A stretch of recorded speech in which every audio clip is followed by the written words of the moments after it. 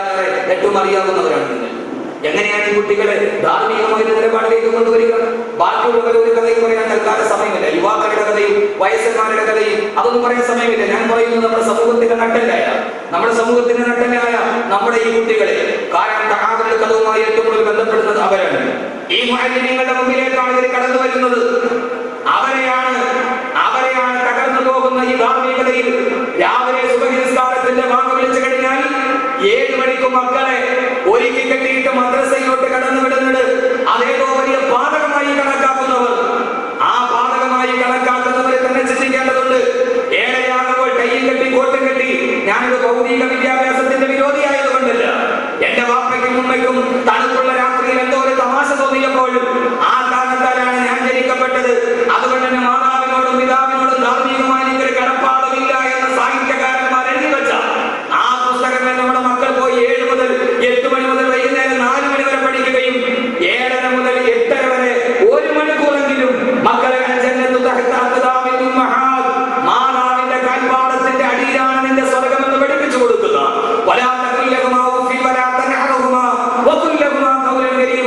വാർദ്ധക്യം ബാധിച്ച മാതാപിതാക്കളോട് ചേർന്ന് പോലും പറയരുതേ, അവരോട് നിങ്ങൾ വിരട്ടി സംസാരിക്കരുത് എന്ന് പറയുന്ന ഈ മുഅല്ലിമീങ്ങളുടെ മുമ്പിൽ കൊണ്ടുപോയി വിടാൻ ഭൗതികമായ വളർച്ചയുടെ പേരിൽ മനസ്സുണ്ട് എന്നുവെങ്കിൽ എന്റെ പ്രിയപ്പെട്ട സഹോദരിമാരെ, ഇതല്ല, ഇതിന്റെ അപ്പുറത്തേക്ക് കേൾക്കേണ്ടി വരും. രാവിലെ വരുന്ന ഈ നൈർമല്യ ഹൃദയത്തെ മാതാപിതാക്കളോടുള്ള കടമ പഠിപ്പിച്ചു കൊടുക്കാൻ, അയൽവക്കക്കാരോടുള്ള കടമ പഠിപ്പിച്ചു കൊടുക്കാൻ, കൂട്ടുകാരോട് എങ്ങനെ സംസാരിക്കണമെന്ന് പറയാൻ 4ാം ക്ലാസ്സിൽ അഖിലാഖ് എന്ന് പറയുന്ന ഒരു കിതാബുണ്ട്. വല്ലപ്പോഴും എടുത്തു നോക്കണം. എന്റെ പ്രിയപ്പെട്ട സഹോദരങ്ങളെ, അത് പഠിപ്പിക്കാൻ നമ്മുടെ കുട്ടികൾക്ക് കഴിയാത്തത് കൊണ്ടാണ് 4 മണിക്ക് പഞ്ചസാര വാങ്ങിക്കാൻ സ്കൂൾ വിട്ട് വന്നിട്ട് പഞ്ചസാര മേടിക്കാൻ പീടികയിലോട്ട് പോയ 7 വയസ്സുകാരി കുട്ടി, ആ 7 വയസ്സുകാരി പെൺകുട്ടിയെ വീട്ടിലോട്ട് തിരിച്ചു വരുമ്പോൾ ടീവി കാണിച്ചു തരാമെന്ന് പറഞ്ഞ് വിളിച്ചുകൊണ്ട് വീട്ടിൽ കൊണ്ടുപോയി അവളെ കുത്തിപ്പിടിച്ച് മാനവകത്തിന്റെ ഇടയിൽ ആ കുട്ടി പെടഞ്ഞു മരിക്കുമ്പോൾ അവളെ മരത്തിൽ കിടത്തി അടുക്കളയിൽ നിന്ന് കത്തിയെടുത്തു കൊണ്ടുവന്ന് 14 കഷണങ്ങളായ 7 വയസ്സുകാരിയെ കെട്ടിമുറിച്ച് ചാക്കിൽ വെച്ച് ചാക്കിന്റെ അഗ്രഭാഗം മുഴുവനും കയർ കൊണ്ട് മുറുക്കി കെട്ടി പൂന്താനിയും എടുത്ത് മൺവെട്ടിയും എടുത്ത് അടുക്കളയുടെ പുറകിൽ പോയി സ്വന്തമായി കുഴിയെടുത്ത് അതിൽ ഈ മൃതശരീരത്തിന്റെ ചാക്കടക്കം ചെയ്ത് ആരുമറിയാണ് അതിന് മുന്നിൽ അതിബുദ്ധിമാനെ പോലെ വാടകയിൽ കെട്ടി തിരിച്ചു വന്നത്. തൃശ്ശൂർ ചന്ദ്രാപിന്നിയിലെ നൊട്ടോറിയസ് ക്രിമിനലായിരുന്നില്ല, അവിടുത്തെ കള്ള് കച്ചവടക്കാരനായിരുന്നില്ല. 12 വയസ്സ് മാത്രം പ്രായമുള്ള മുഹമ്മദ് കോയ എന്ന് പറയുന്ന 12 വയസ്സുകാരനാണ് ലോകത്തിലെ നൊട്ടോറിയസ് ക്രിമിനൽ പോലും ചെയ്യാത്ത ഈ ക്രൂരകൃത്യം ചെയ്തതെങ്കിൽ എന്റെ പ്രിയപ്പെട്ട സഹോദരങ്ങളെ, അന്വേഷണ ഉദ്യോഗസ്ഥയായ DIG ഇന്നത്തെ IGP സന്ധ്യ തൃശ്ശൂർ പ്രസ് ക്ലബ്ബിൽ പത്രസമ്മേളനം വിളിച്ചപ്പോ പത്രക്കാർ ചോദിച്ചു, എങ്ങനെയാണ് ഈ കുട്ടിക്ക് 7 വയസ്സുകാരിയോട് എങ്ങനെയാണ് മഞ്ചരട്ടയിൽ മണ്ണ് വെച്ചിട്ട് അപ്പം കളിക്കുന്ന ഉണ്ടാക്കി കളിക്കുന്ന കുട്ടിയോട് ഇങ്ങനെ തോന്നിയത്? എന്റെ പ്രിയപ്പെട്ട മാതാപിതാക്കളെ, IGP സന്ധ്യ പറഞ്ഞത് എന്തെന്നറിയുമോ? ഈ കുട്ടി ജനിച്ചു വളർന്ന സാഹചര്യമാണ് അവൻ കുറ്റവാളിയാക്കിയത്. അവൻ ജനിച്ചു വളർന്ന സാഹചര്യം ഏത് സാഹചര്യമാണത്? അവന്റെ പിതാവ് ഏറ്റവും വലിയ മദ്യപാനി, അവന്റെ മാതാവാണെങ്കിലോ ആ നാട്ടിൽ അറിയപ്പെട്ട പബ്ലിക് പ്രോസ്റ്റിറ്റ്യൂട്ട്. എന്റെ പ്രിയപ്പെട്ട സഹോദരങ്ങളെ, പിതാവിന്റെ ഭാഗത്ത് മാതാവിന്റെ സുഖരസങ്ങളുടെ ശൈലിയിൽ പാതിരാ സമയത്ത് അന്യന്റെ ചൂടും അനുഭവിക്കുന്നവൾ വളർന്നു വരുന്ന കുട്ടി ആ നാട്ടിലെ ഏറ്റവും വലിയ ക്രിമിനലായി ആരെയാണ് കുറ്റപ്പെടുത്തേണ്ടത്? ആരുടെ നേരെയാണ് ഇവരെ ചൂണ്ടേണ്ടത്? ആരെയാണ് ഈ കാര്യത്തിൽ നമ്മൾ വഴി പറയേണ്ടത്?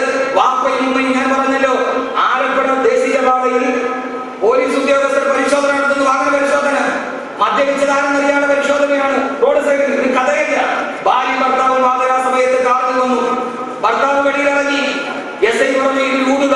മദ്യപിച്ചിട്ട് വാഹനം കൊടുത്തിട്ട് ഊതിയാൽ സെൻസർ വർക്ക് ചെയ്യും. വീട്ടിൽ ശബ്ദം കേൾക്കും. അയാൾ വന്ന് ഊതി, ശബ്ദം കേട്ടു. SI പറഞ്ഞു, നീ മദ്യപിച്ചിട്ടുണ്ട്, വെക്കടിക്കണം 1000 രൂപ. അയാൾ പറഞ്ഞു, ഞാൻ മദ്യപിച്ചിട്ടില്ല. അതൊന്ന് നീ മദ്യപിച്ചത് കൊണ്ടല്ലേ വീട്ടിൽ ശബ്ദം കേട്ടത്? അല്ല, ഈ യന്ത്രം കേടാണ്, ഞാൻ മദ്യപിച്ചിട്ടില്ല. പോലീസ് പറഞ്ഞു, ഇത്രയും നേരം യന്ത്രം വർക്കാണ്, ഇപ്പൊ നിനക്ക് മാത്രം. ഇല്ല, ഞാൻ മദ്യപിച്ചിട്ടില്ല, എന്നിട്ട് മൂന്നിട്ട് ശബ്ദം കേട്ടു, അതുകൊണ്ട് നിങ്ങളുടെ യന്ത്രം കേടാണ്. പോലീസ് ഉദ്യോഗസ്ഥർ വല്ലാതെ കൺഫ്യൂഷനിലായി. അവസാനം അയാളെ പറഞ്ഞ് യന്ത്രം കേടാണ്. ഞാൻ പറഞ്ഞാണ്, ശരി, ഒരു കാര്യം ചെയ്ത് എന്റെ ഭാര്യയെ കൊണ്ട് കുടിപ്പിച്ചു നോക്ക്. ഭാര്യ ഇറങ്ങി വന്നു, സുന്ദരിയായ ഭാര്യ. അവർ കൂടി അപ്പോഴും ശബ്ദം കേട്ടു. SI പറഞ്ഞു, സോറി, ഞങ്ങൾ അറിഞ്ഞില്ല, ഇത് വർക്ക് ചെയ്യുന്നില്ല എന്ന്. അവരെ വെറുതെ കേട്ടു. യഥാർത്ഥത്തിൽ അവൾ മദ്യപിച്ചിരുന്നു, യഥാർത്ഥത്തിൽ ഭാര്യ മദ്യപിച്ചിരുന്നു. ഇതൊരു കഥയല്ല. ഇത് നടത്തിയ പോലീസ് ഉദ്യോഗസ്ഥൻ പ്രഭാഷണത്തിന്റെ ഇടയിൽ എന്നെ കണ്ടപ്പോൾ പറഞ്ഞ വാക്കാണിത്. സഹോദരങ്ങളെ, നഗരത്തിന്റെ സംവിധാനം എവിടെ എത്തിയെന്ന് ചോദിച്ചാൽ പാതിരാസമയമായി കഴിയുമ്പോൾ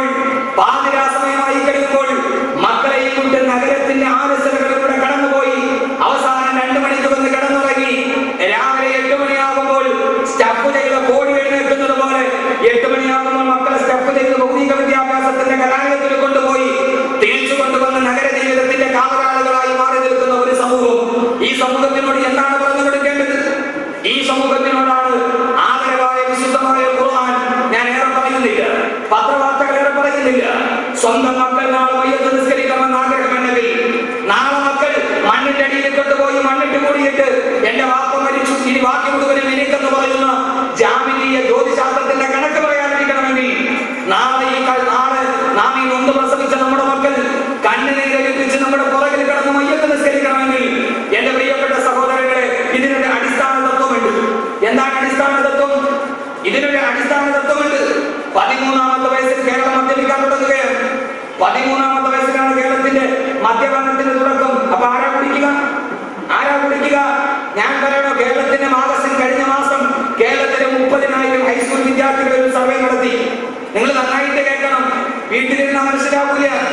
അന്യ പുരുഷന്മാരുടെ കൂടെ പോകുന്ന അന്യ സമുദായത്തിന്റെ പുരുഷന്മാരെ കൈപിടിച്ചു പോകുന്ന പെണ്ണുങ്ങൾ, അതറിഞ്ഞിട്ട് ഏതെങ്കിലും ഇസ്ലാമിക പ്രവർത്തകർ അല്ലെങ്കിൽ ഉപ്പുള്ളവർ ഉമ്മായോട് വിളിച്ചിട്ട് നിങ്ങളുടെ മകളുടെ പോക്ക് അതൊന്ന് സൂക്ഷിക്കണം, അവളെ പറയിടത്ത് കാണുന്നുണ്ട് എന്ന് പറഞ്ഞാൽ എന്റെ മക്കൾ അങ്ങനെ തരില്ല എന്ന് പറഞ്ഞ് അവർക്കെതിരെ വിരടിച്ചുകൊണ്ടുള്ളവർ ഒന്ന് ചിന്തിക്കണം. നിങ്ങൾക്ക് അറിയണമെങ്കിൽ ധാരാളം ആളുകൾ കണ്ടു, ഞങ്ങൾ ഉമ്മയോട് കാപ്പയോടുന്നെന്ന് പറഞ്ഞാൽ എന്റെ മോളെ മാത്രമേ നീ കണ്ടുള്ളൂ. എന്റെ മോൾ അങ്ങനെ ചെയ്യില്ല. അവള് തഹജ്ജുദ് നിസ്കരിക്കുന്നവളാണ്, അവള് സുബഹി കഴിഞ്ഞിട്ട് മനസ്സിലാകുന്നവളാണ്. എന്റെ പ്രിയപ്പെട്ട സഹോദരങ്ങളെ, അന്യ പുരുഷന്റെ കൂടെ പോയ പെണ്ണ് അന്ന് സുബഹി നിസ്കരിച്ചിട്ട് മനസ്സിലോതിട്ടാണ് പോയത് എന്ന കാര്യം മറന്നു പോകരുത്. എന്റെ പ്രിയപ്പെട്ട സഹോദരങ്ങളെ, അതുകൊണ്ടാണ് പലപ്പോഴും അത് ചൂണ്ടിക്കാണിക്കുന്നവരുടെ നേരെ വിരൽ ചൂണ്ടുന്ന ആളുകൾ അള്ളാഹു നമ്മളെ കാത്തുരക്ഷിക്കട്ടെ. ഇതിന്റെയൊക്കെ പ്രധാനപ്പെട്ട 30,000 ഹൈസ്കൂൾ വിദ്യാർത്ഥികൾ സർവേ നടത്തിയപ്പോൾ 60% പെൺകുട്ടികളും 60% ആൺകുട്ടികളും. ഇത് അഹമ്മദ് കബീർ വാക്കവിയുടെ സർവേ അല്ല. നിങ്ങൾ 5 നേരം ബാങ്ക് വിളിക്കുമ്പോഴും എടുത്ത് മറിച്ചു നോക്കുന്ന മാഗസിന്റെ സർവേയാണ്. മാഗസിന്റെ പേര് മനസ്സിലായില്ല, നിങ്ങളുടെ പേര് തന്നെ വനിത, അതിന്റെ തന്നെ സർവേയാണ്. ആ സർവേയിലാണ് സഹോദരങ്ങളെ 60% ആൺകുട്ടികളും പെൺകുട്ടികളും ലൈംഗിക ബന്ധം ആസ്വദിച്ചവരാണ് എന്ന് ഞെട്ടിപ്പിക്കുന്ന വാർത്ത കേരളത്തിന്റെ നടുവിലാണ്. ഇത് ആധികാരികമായ സർവേ ആണെങ്കിൽ ഇത് പണ്ഡിതന്മാർ പറയുമ്പോൾ മനസ്സിലാവില്ല. അവരോട് പറയുമ്പോൾ അവർ പുരോഗമനത്തിന്റെ പടിവാതിലടച്ചവർ, സ്കൂൾ വിദ്യാഭ്യാസം തകർത്തവർ. എന്റെ പ്രിയപ്പെട്ട സഹോദരങ്ങളെ, നമുക്ക് അങ്ങനെ ഒരു വാക്യമില്ല, നമുക്ക് അങ്ങനെ ഒരു വാദമില്ല. ഇവിടെയാണ് ഖുർആൻ 2 വിഭാഗം ആളുകൾ പറയുന്നത്. അള്ളാഹു പറയുവാനും കേൾക്കുവാനും അള്ളാഹു തൗഫീഖ് നൽകി അനുഗ്രഹിക്കുമാറാകട്ടെ. മദ്രസ അധ്യാപകരുടെ രാവിലെ മക്കളെ കൊണ്ട് വിട്ടാലോ ആ മക്കളെ എട്ടും തൊട്ടും തിരിയാത്ത മക്കളെ സ്വർഗമെന്ന് പഠിപ്പിച്ചു കൊടുക്കാൻ, നരകമെന്ന് പഠിപ്പിച്ചു കൊടുക്കാൻ, പരലോകത്തെ കുറിച്ച് പഠിപ്പിച്ചു കൊടുക്കാൻ, മാതാപിതാക്കളെ കുറിച്ച് പഠിപ്പിച്ചു കൊടുക്കാൻ, സമൂഹത്തിന്റെ നന്മകളെ കുറിച്ച് പറഞ്ഞു കൊടുക്കാൻ എന്റെ പ്രിയപ്പെട്ട സഹോദരങ്ങളെ തീർച്ചയായും ഒരാളുകൾ വേണം, ഒരുവട്ടം ആളുകൾ വേണം. വൈലോപ്പള്ളി പറഞ്ഞതുപോലെ വാക്കുകൾ കൂട്ടി ചൊല്ലാൻ വയ്യാത്ത കിടാങ്ങളെ ദീർഘദർശനം ചെയ്യും ദൈവജ്ഞാനല്ലോ നിങ്ങൾ. മാമ്പഴം എന്ന കവിതയിൽ വൈലോപ്പള്ളി പറയുന്നുണ്ട്, എട്ടും തൊട്ടും തിരിയാത്ത കുട്ടികൾക്ക് വിജ്ഞാനം പഠിപ്പിച്ചു കൊടുക്കുന്ന ദൈവജ്ഞാനികളാണ് നിങ്ങളെന്ന് അധ്യാപകരെ കുറിച്ച് പറയുമ്പോൾ ആ അധ്യാപകരാണ് ഈ കാണുന്ന മാലിന്യങ്ങൾ. എന്റെ പ്രിയപ്പെട്ട സഹോദരങ്ങളെ, അതുകൊണ്ട് ഞാൻ പറയുന്നു, ഈ ഭൂമിയിൽ ജീവിക്കുമ്പോൾ ചില ലക്ഷ്യങ്ങൾ ഉണ്ടാകണം. ഈ വളരുന്ന ലോകത്ത് തകർന്ന ധാർമ്മികതയുടെ നടുവിൽ ഞാൻ പത്രവാർത്തകൾ പറഞ്ഞതിന് മാത്രമേ സമയം ഉണ്ടാവുകയുള്ളൂ. ഈ വളരുന്ന ലോകത്ത് തളരുന്ന ഒരു ധാർമ്മികത, നമ്മുടെ നഗരം വളരുകയാണ്, ഫ്ലാറ്റുകൾ വളരുകയാണ്. എന്റെ പ്രിയപ്പെട്ട സഹോദരങ്ങളെ, സുഖ സൗകര്യങ്ങൾ വളരുകയാണ്, എല്ലാം നമ്മുടെ കൺമുമ്പിൽ എത്തി നിൽക്കുകയാണ്. ലോകത്തുള്ള ഒരു കമ്പ്യൂട്ടറിന് മുഴുവൻ സൂക്ഷിക്കാൻ കഴിയാത്തത് വിരലിന്റെ നഖത്തിന്റെ നാലിലൊന്ന് വലിപ്പമില്ലാത്ത ചെറിയ ഒരു മൈക്രോ ചിപ്പിന് സൂക്ഷിക്കാൻ കഴിയുന്ന, പ്രപഞ്ചത്തിന്റെ രഹസ്യം മുഴുവനും ഒരു മൈക്രോ ചിപ്പിന് സൂക്ഷിക്കാൻ കഴിയുന്ന കാലത്താണ് നാം. ഇവിടെ നമുക്കെന്താണ് ചെയ്യാൻ കഴിയുക? ഇവിടെ അള്ളാഹുവിന്റെ ഖുർആൻ പറയുന്നു, 2 വിഭാഗം മനുഷ്യരുണ്ട് ഇവിടെ. ആ 2 വിഭാഗം മനുഷ്യരിൽ അള്ളാഹുവിന്റെ ഖുർആൻ പറയുന്നത് പറയുന്നത് കേൾക്കുക. ലോകത്തിലെ ഏറ്റവും വലിയ തളരുന്ന ധാർമ്മികതയുടെ നടുവിൽ വളരുന്ന ലോകത്തിന്റെ മുന്നിൽ അന്ന് ലോകമേറെ വളർന്നിരുന്നു. സാഹിത്യ തമ്പുരാക്കന്മാരുടെ ലോകം മേരി ഷെല്ലിയെക്കാളേറെ, ഹെലൻ കെല്ലറെക്കാളേറെ, ഷേക്സ്പിയറിനെക്കാളേറെ, വിക്ടർ ഹ്യൂഗോയെക്കാളേറെ ലോകത്തിലെ ഏറ്റവും വലിയ സാഹിത്യ സമ്രാട്ടുകളെക്കാൾ വരുന്ന സാഹിത്യ ഭംഗിയുള്ള കവിതകൾ എഴുതി കൈവാലയത്തിന്റെ മുറ്റത്ത് കൈവാലയത്തിന്റെ വാതിലിൽ തൂക്കിയിട്ടിരുന്ന ലോകത്തിലെ ഏറ്റവും വലിയ സാഹിത്യത്തിൽ വളർന്നുപോയ ഒരു ലോകം. ആ ലോകത്തിന്റെ നടുവിലാണ് ഏറ്റവും വലിയ തളരുന്ന ധാർമ്മികതയുണ്ടായത്. എന്റെ പ്രിയപ്പെട്ട സഹോദരങ്ങളെ, ഒന്ന് നിങ്ങൾ ചിന്തിച്ചു നോക്ക്. അത്രത്തോളം ധാർമ്മികത നഷ്ടപ്പെട്ടു പോയ സമീപമല്ല. ആ കാലഘട്ടത്തെ കുറിച്ച് ചരിത്രകാരന്മാർ പറയുന്നത് ഇരുണ്ട യുഗമെന്നാണ്. ഉമർ റളിയല്ലാഹു അൻഹു ജീവിച്ചിരുന്ന അല്ലാഹുവിന്റെ പ്രവാചകൻ നബി മുഹമ്മദ് മുസ്തഫ, ആദരവായ പ്രവാചകൻ നബി മുഹമ്മദ് മുസ്തഫ സല്ലല്ലാഹു അലൈഹി വസല്ലം കടന്നു വന്ന കാലഘട്ടത്തെ ചരിത്രകാരന്മാരെ വിശേഷിച്ചിട്ട് ഡാർക്ക് ഇരുട്ടിന്റെ കാലമെന്നാണ്. എന്താണ് വെളിച്ചമുണ്ടായിരുന്നില്ലേ? എന്തേ കാലഘട്ടത്തിൽ വെളിച്ചമുണ്ടായിരുന്നില്ലേ? സൂര്യന്റെ വെളിച്ചം ഇതിനേക്കാൾ ഏറെ ഉണ്ടായിരുന്നു, ചന്ദ്രന്റെ വെളിച്ചം ഇതിനേക്കാൾ ഏറെ ഉണ്ടായിരുന്നു. പക്ഷെ ആ കാലഘട്ടത്തിൽ ജീവിച്ചിരുന്ന മനുഷ്യരുടെ ഹൃദയത്തിന് വെളിച്ചമുണ്ടായിരുന്നില്ല. അതുകൊണ്ടാണ് ആ കാലഘട്ടത്തെ ഇരുണ്ട യുഗം എന്ന് ചരിത്രകാരന്മാർ പറയാൻ കാരണം. റോഡിന്റെ നടപ്പാതയിലൂടെ നടന്നു പോകുന്ന മനുഷ്യന്റെ മടിശീലയുടെ വലിപ്പം കാണുമ്പോൾ പിടിച്ചു നിർത്തിയിട്ട് കഴുത്തറുത്തിട്ട് അവന്റെ മടിശീലയിലെ പണം പൊട്ടിച്ചു പോയ കാട്ടാളന്മാർ, ആ കാട്ടാളന്മാർ വിശുദ്ധമായ ഖുർആന്റെ ഇഖ്റ എന്ന ആയത്തോതിയപ്പോൾ, ആയത്തവരുടെ ഹൃദയത്തിൽ ഇറങ്ങിയപ്പോൾ പാതിരാ സമയത്ത് സക്കാത്തിന്റെയും സദഖയുടെയും പൈസ കൈപിടിച്ചിട്ട് പാവപ്പെട്ടവർ ഉറങ്ങുന്നത് കാത്തവരുടെ വീടിന് മുമ്പിൽ കാത്തു നിൽക്കുന്ന ആളുകളായി മാറി. അങ്ങനെ ഒരു മാറ്റം അവർക്കുണ്ടായി. ആ ധാർമ്മികതയിൽ അവർക്ക് തളർന്നുപോയ ധാർമ്മികതയിൽ ഞാൻ പറഞ്ഞത് മനസ്സിലായില്ല. അള്ളാഹുവിന്റെ റസൂൽ വരുന്ന കാലഘട്ടത്തിലെ ജനങ്ങൾ റോഡിലൂടെ നടന്നു പോകുന്നവന്റെ മടിശീലയുടെ കരം കണ്ടാൽ അവനെ പിടിച്ചെടുത്ത് കഴുത്തറുത്തിയിട്ട് അവന്റെ മടിശീലയിൽ പണം പൊട്ടിച്ചു കൊണ്ടുപോയിരുന്നു. നിങ്ങൾക്കറിയില്ലേ, മക്കയിൽ നിന്ന് ശാമിലോട്ട് കച്ചവടക്കാരെ പോകുന്ന ഇടയിൽ പർവ്വതത്തിന്റെ പുറകിൽ കുത്തിയിരുന്നിട്ട് പോകുന്നവനെ പിടിച്ച് മടിശീലയിൽ പണം പൊട്ടിച്ച ഒരു ചെറുപ്പക്കാരനുണ്ടായിരുന്നു, അബൂദർ. ഗിഫാർ ഗോത്രത്തിന്റെ തലവൻ അബൂദറാണ്. പിന്നീട് അബൂദർ ഈ സ്വർഗത്തിലാണെന്ന് അല്ലാഹുവിന്റെ റസൂൽ നേരിട്ട് കൈകൊട്ടി പറഞ്ഞ സയ്യിദുന അബൂദർ ഗിഫാരി റളിയല്ലാഹു അൻഹു പറയുന്നത്. ആ ചെറുപ്പക്കാരന്റെ പഴയകാല ജീവിതം നാട്ടിലെ ഏറ്റവും വലിയ പള്ളക്കാരൻ, ആ നാട്ടിലെ കഴുത്തറുത്ത നൊട്ടോറിയസ് ക്രിമിനൽ. അവരാരായി മാറിയെന്നറിയുമോ? എന്റെ പ്രിയപ്പെട്ട സഹോദരങ്ങളെ, ഖുർആൻ അവരുടെ മനസ്സിലിറങ്ങി. ആഖിറം പഠിച്ചു, സ്വർഗം പഠിച്ചു, അല്ലാഹുവിനെ അറിഞ്ഞു, ഖുർആൻ പഠിച്ചു. അതുകൊണ്ട് ഈ ലോകത്തിന്റെ തകരുന്ന ധാർമ്മികത നന്നാവണമെങ്കിൽ ഖുർആൻ പറയുന്നിടത്തേക്ക് എത്തണം. രണ്ടേ രണ്ടായത്ത് അത് മാത്രം നമുക്ക് ചർച്ച ചെയ്താൽ മതി. അല്ലാഹു തൗഫീഖ് നൽകുമാറാകട്ടെ, അല്ലാഹു തൗഫീഖ് നൽകുമാറാകട്ടെ. എന്റെ പ്രിയപ്പെട്ട സഹോദരങ്ങളെ, ആ ബഹുമാനായ അവരാരായി മാറിയെന്നറിയോ? അവസാന സക്കാത്തിന്റെ പൈസയുമായി പാവപ്പെട്ടവർ ഉറങ്ങുന്നത് കാത്ത് വീടിന്റെ മുമ്പിൽ കാത്തു നിൽക്കാൻ തുടങ്ങി. ഇപ്പൊ നമ്മളൊരു 100 രൂപ ആർക്കെങ്കിലും കൊടുത്താൽ 110 പേരറി. നമ്മളൊരു 100 രൂപ ആർക്കെങ്കിലും കൊടുത്താൽ 110 പേരറിയും. അല്ലെങ്കിൽ കൊടുക്കുന്ന ആളും വാങ്ങുന്ന ആളെങ്കിലും പറയും. ആരും അറിയാതെ കൊടുത്തു, കൊടുത്ത ആളും അറിയും, വാങ്ങുന്ന ആളും മിനിമം 2 പേരെങ്കിലും അറിയണം. പക്ഷെ ഇവരാരായി മാറിയോ? വാങ്ങുന്ന ആൾക്കറിയില്ല ഇതാരാ തന്നതെന്ന്. ബഹുമാനപ്പെട്ട കഥ സുലൈമാൻ ഉസ്താദ് പറഞ്ഞത് കൊടുത്തു തരാൻ അറിയില്ല എന്ന് പറഞ്ഞാൽ പാതിരാ സമയത്ത് വീട്ടിൽ പാവങ്ങൾ കിടന്നുറങ്ങുമ്പോ അവരുടെ ചോർന്നൊലിക്കുന്ന ചെറ്റപ്പുരയുടെ മറുഭാഗത്ത് അവർ കാത്തു നിൽക്കും സ്വർണത്തിന്റെ കിഴിയുമായി. പാവപ്പെട്ടവൻ ഉറങ്ങിയെന്നറിയുമ്പോ ഈ സ്വർണ്ണ കിഴി കൊണ്ടുപോയവന്റെ കാൽപാദത്തിൽ വെക്കും. എന്നിട്ട് ആരും അറിയാതെ വീട്ടിലോട്ട് തിരിച്ചു പോകും. രാവിലെ ഉറങ്ങിക്കിടക്കുന്ന എഴുന്നേൽക്കുമ്പോ 100 സ്വർണ്ണ നാണയം തന്റെ തലയുടെ ഭാഗത്തിരിക്കും. പള്ളിയിൽ മിസ്കിന്മാരെ കിടന്നുറങ്ങുമ്പോൾ എഴുന്നേറ്റാൽ ഉടനെ അവർ നോക്കുമ്പോ സ്വർണ്ണക്കിഴി അവിടെ ഇരിക്കുന്നു. ഉറങ്ങുന്നവനെ അറിയിക്കാതെ, പാലമറിഞ്ഞ ശബ്ദം കേൾക്കാതെ പണക്കിഴി അവിടെ വെച്ച് മുതലാളി കടന്നു പോകും. ആ കാട്ടാളന്മാർ ഈ അവസ്ഥയിലെത്തി. ആ കാട്ടാളന്മാർ ആ കാലഘട്ടത്തിന്റെ നാഗരികതയുടെ അടയാളമായി മാറി. പള്ളിയിൽ കിടന്ന ഒരാൾ എഴുന്നേറ്റാൽ, പള്ളിയിൽ ഒരു മുസാഫിർ കിടന്നിട്ട് എഴുന്നേറ്റാൽ ഉടനെ അയാൾ തലയുടെ താഴെ പൊക്കി നോക്കും, ആരെങ്കിലും എന്തെങ്കിലും കൊണ്ടുവന്ന് വെച്ചിട്ടുണ്ടോ എന്നറിയാൻ. ആ കാലഘട്ടത്തിൽ പള്ളിയിൽ കിടന്നൊരു പാവപ്പെട്ടവർ ഇറങ്ങിയാൽ അയാൾ മടിശീലം തപ്പി നോക്കും, ആരെങ്കിലും എന്തെങ്കിലും കൊണ്ടുവന്ന് വെച്ചോന്നറിയാൻ. നമ്മുടെ നാട്ടിലോ നമ്മുടെ പള്ളിയിൽ കിടന്നാൽ എഴുന്നേറ്റാൽ അവിടെ മടിശീലം തപ്പി നോക്കും, വെച്ചവിടെ ഉണ്ടോന്നറിയാൻ. നമ്മൾ വെച്ചിട്ട് കിടന്നവിടെ ഉണ്ടോന്നറിയാൻ.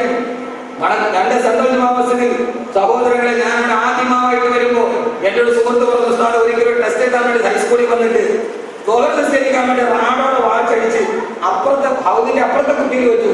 കൈ കഴുകിട്ട് ഇതിന് ഇപ്പോൾ അടവാച്ച് റാഡോ വാച്ച് കണ്ടില്ല. കഴിഞ്ഞ റമദാനിൽ ഒരു മനുഷ്യന്റെ വാച്ച് പോയി. ഉസ്താദെ സെക്രട്ടേറിയറ്റ് എംപ്ലോയീസാണ്, അവർ ജുമയ്ക്ക് പ്രസംഗിക്കാൻ വന്നതാണ്. ഉസ്താദെ ഞങ്ങളുടെ വാച്ച് പോയിട്ട് കിട്ടാൻ വേണ്ടി അടുത്ത വെള്ളിയാഴ്ച പറയണേ. അടുത്ത വെള്ളിയാഴ്ച വീണ്ടും അവർ വന്നു എന്റെ റൂമിൽ. അടുത്ത വെള്ളിയാഴ്ച ഞാൻ ഈ കാര്യം പറഞ്ഞു. അവസാനം അവരെന്നോട് ഉസ്താദ് ഒരു കാര്യം കൂടെ പറഞ്ഞു. എന്ത്? ഉസ്താദെ വാച്ച് പോയി. അത് ഉസ്താദിനോട് പറയാൻ വേണ്ടി താഴെ ചെരുപ്പൂരി വെച്ചിട്ട് റൂമിൽ ഒന്ന് തിരിച്ചത് ചെരുപ്പ് പോയി. നടന്ന സംഭവമാണ്. എന്റെ പ്രിയപ്പെട്ട സഹോദരങ്ങളെ, ആ കാലഘട്ടത്തിലെ ആളുകൾ അവരാരും അറിയില്ല. ആ കാലഘട്ടത്തിന്റെ നാഗരികതയുടെ അടയാളമായി മാറി. കാരണം പാവപ്പെട്ടവന്റെ വീടിനകത്ത് ആ കാലഘട്ടത്തിൽ ഒരു മനുഷ്യൻ പള്ളിയിൽ കിടക്കുന്നുണ്ട്. ഒരാൾ നീണ്ടു തുറന്ന് കിടക്കുന്നു. ഒരാൾ വന്ന് ഇങ്ങനെ നോക്കി 100 സ്വർണ്ണ നാണയം വെച്ചു. വീട്ടിലേക്ക് തിരിച്ചു പോയി. ഉറങ്ങിക്കിടന്ന ആൾ നോക്കിയപ്പോൾ 100 സ്വർണ്ണ നാണയം. വലിയ ആഗ്രഹത്തോടെ എണ്ണി നോക്കി വീട്ടിൽ പോയപ്പോ വാപ്പ ഇങ്ങനെ കസേരയിൽ ചാരി കിടക്കുകയാണ്. വാപ്പയോട് പറഞ്ഞു, വാപ്പ എനിക്കൊന്നൊരു കോള് കിട്ടി. ഉറങ്ങി കഴിഞ്ഞപ്പോൾ 100 സ്വർണ്ണ നാണയം തലയുടെ ഭാഗത്ത്. ആ സമയത്ത് വാപ്പ ചോദിച്ചു, എടാ പകയ, അത് നീ ആയിരുന്നു വെച്ചത്? വാപ്പയാണ്. മകനാണെന്ന് പോലും നോക്കിയില്ല, അറിയില്ല. കാരണം ശബ്ദം കേട്ടാൽ ഉറങ്ങിക്കിടക്കുന്ന എഴുന്നേക്കും. അവർ രണ്ടുപേരും നല്ല തർക്കമായി. നീയാണെന്ന് അറിഞ്ഞാൽ ഞാൻ തരുമായിരുന്നില്ല, പൈസ തിരിച്ചതാ. അവസാന തർക്കമില്ല. അള്ളാഹുവിന്റെ റസൂലിന്റെ അടുക്കലെത്തി. റസൂലുള്ളാഹി കുഞ്ഞിനിയോട് പറഞ്ഞു, വാപ്പയോട് വലക്കം ആഴ്ത്ത കൊടുത്തതിന്റെ പ്രതിഫലം നിനക്കുണ്ട്. മകനോട് പറഞ്ഞു, വലക്കം ആസത്ത എടുത്ത പ്രതിഫലം നിനക്കുമുണ്ട്. രണ്ടുപേരെയും പറഞ്ഞു വിട്ടു. ആരായിരുന്നു സഹോദരങ്ങളെ ഇവർ? രക്തക്കൊതിപ്പുണ്ട, രക്തക്കലിപ്പുണ്ട, മദ്യപാനത്തിന്റെയും വ്യഭിചാരത്തിന്റെയും ഏറ്റവും വലിയ അധപതനത്തിന്റെ അധമ ഭാവതലങ്ങളിലോട്ട് കടന്നുപോയ 6-ാം നൂറ്റാണ്ടിലെ കാത്തറവികളുടെ മനസ്സിന്റെ ഇടയിലേക്ക് ഇഖ്റ എന്ന് പറയുന്ന ഖുർആന്റെ വാക്യങ്ങളിലേപ്പോ നിങ്ങൾ ഇങ്ങനെ ജീവിക്കേണ്ടവരല്ല, ഈ ഭൗതിക ലോകം കൊണ്ട് തൃപ്തിപ്പെടേണ്ടവരല്ല.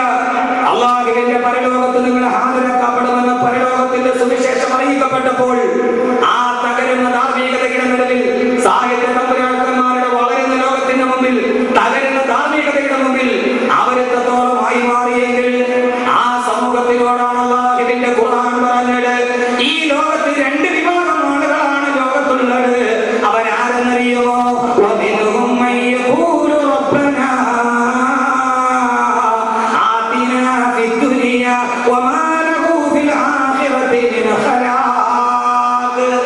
അള്ളാഹുവിന്റെ ഖുർആൻ 2 വിഭാഗം ആളുകളെ പരിചയപ്പെടുത്തുകയാണ്. ഈ പ്രഭാഷണത്തിന് 2 ആയത്തുകൾ മാത്രം പറഞ്ഞ് നാം അവസാനിപ്പിക്കുകയാണ്. ഇവിടെ ധാർമ്മികത തകരാതിരിക്കണോ? ലോകം എത്ര വളർന്നാലും, ലോകം മുഴുവനും കൈക്കുമ്പിളിൽ കിടന്നാലും, കോടികളുടെ കിടക്കപ്പായിൽ അടിയിൽ വന്നെത്തിയാലും, എന്റെ പൊന്നുമോനെ, നിനക്ക് ലോകത്ത് നല്ലവനായി ഒരു ധാർമ്മികതയുടെ അടയാളമായിട്ട് ജീവിക്കാൻ കഴിയണോ? 2ാമത് വിഭാഗത്തിൽ പേടേണ്ടവരാണ്. അവരാരെന്നറിയുമോ? അള്ളാഹുവിന്റെ ഖുർആൻ പറയുകയാണ്, വമിൻഹും മൻ യഖൂലു റബ്ബനാ ആതിനാ ഫിദ്ദുനിയാ. അള്ളാഹുവിന്റെ തിരുദൂതരെ, അള്ളാഹുവിന്റെ തിരുദൂതരെ, ഭൂമിയുടെ പുറംനിലയുടെ മുകളിൽ മുസ്ലിമീങ്ങൾ 2 വിഭാഗം മാത്രമേ ഉള്ളൂ. 3ാമതൊരു വിഭാഗമില്ല. മുസ്ലിമീങ്ങൾ 2 വിഭാഗമേ ഉള്ളൂ. അതിൽ 1ാമത്തെ ആരെന്നറിയുമോ? വമിൻഹും, അവരിൽ ചില ആളുകളുണ്ട്. അള്ളാഹു നമ്മളെ അതിൽ പെടുത്താതിരിക്കട്ടെ. അതിൽ പെട്ടുപോയതാണ് സർവ്വ പ്രശ്നത്തിന്റെയും കാതലായ പ്രശ്നമെങ്കിൽ സഹോദരങ്ങളെ, അവരാരെന്നറിയുമോ? മയ്യഖൂലു, അവര് ജീവിതത്തിന്റെ 24 മണിക്കൂറും പറയുന്നത് എന്താ? അല്ലാഹുവേ, അല്ലാഹുവേ, റബ്ബനാ ആതിനാ ഫിദ്ദുനിയാ. അല്ലാഹുവേ, ഞങ്ങൾക്ക് ഈ ദുനിയാവിൽ എന്തൊക്കെ തരാൻ കഴിയുമോ? എന്തൊക്കെ ഈ ഭൂമി ലോകത്ത് നിങ്ങൾക്ക് കിട്ടാൻ കഴിയുമോ? അതെല്ലാം ഞങ്ങൾക്ക് നൽകണേ അല്ലാഹുവേ. 24 മണിക്കൂറും അവർ ദുആ ചെയ്യുന്നത് ദുനിയാവിന് വേണ്ടി, അവർ സഞ്ചരിക്കുന്നത് ദുനിയാവിന് വേണ്ടി, അവർ സമ്പാദിക്കുന്നത് ദുനിയാവിന് വേണ്ടി. വമാ ലഹു ഫിൽ ആഖിറതി മിൻ നസീബ്. നാളെ പരലോകത്ത് അവർ തമ്മാന്റെ അടുക്കൽ യാതൊരുവിധ ഓഹരികളില്ല.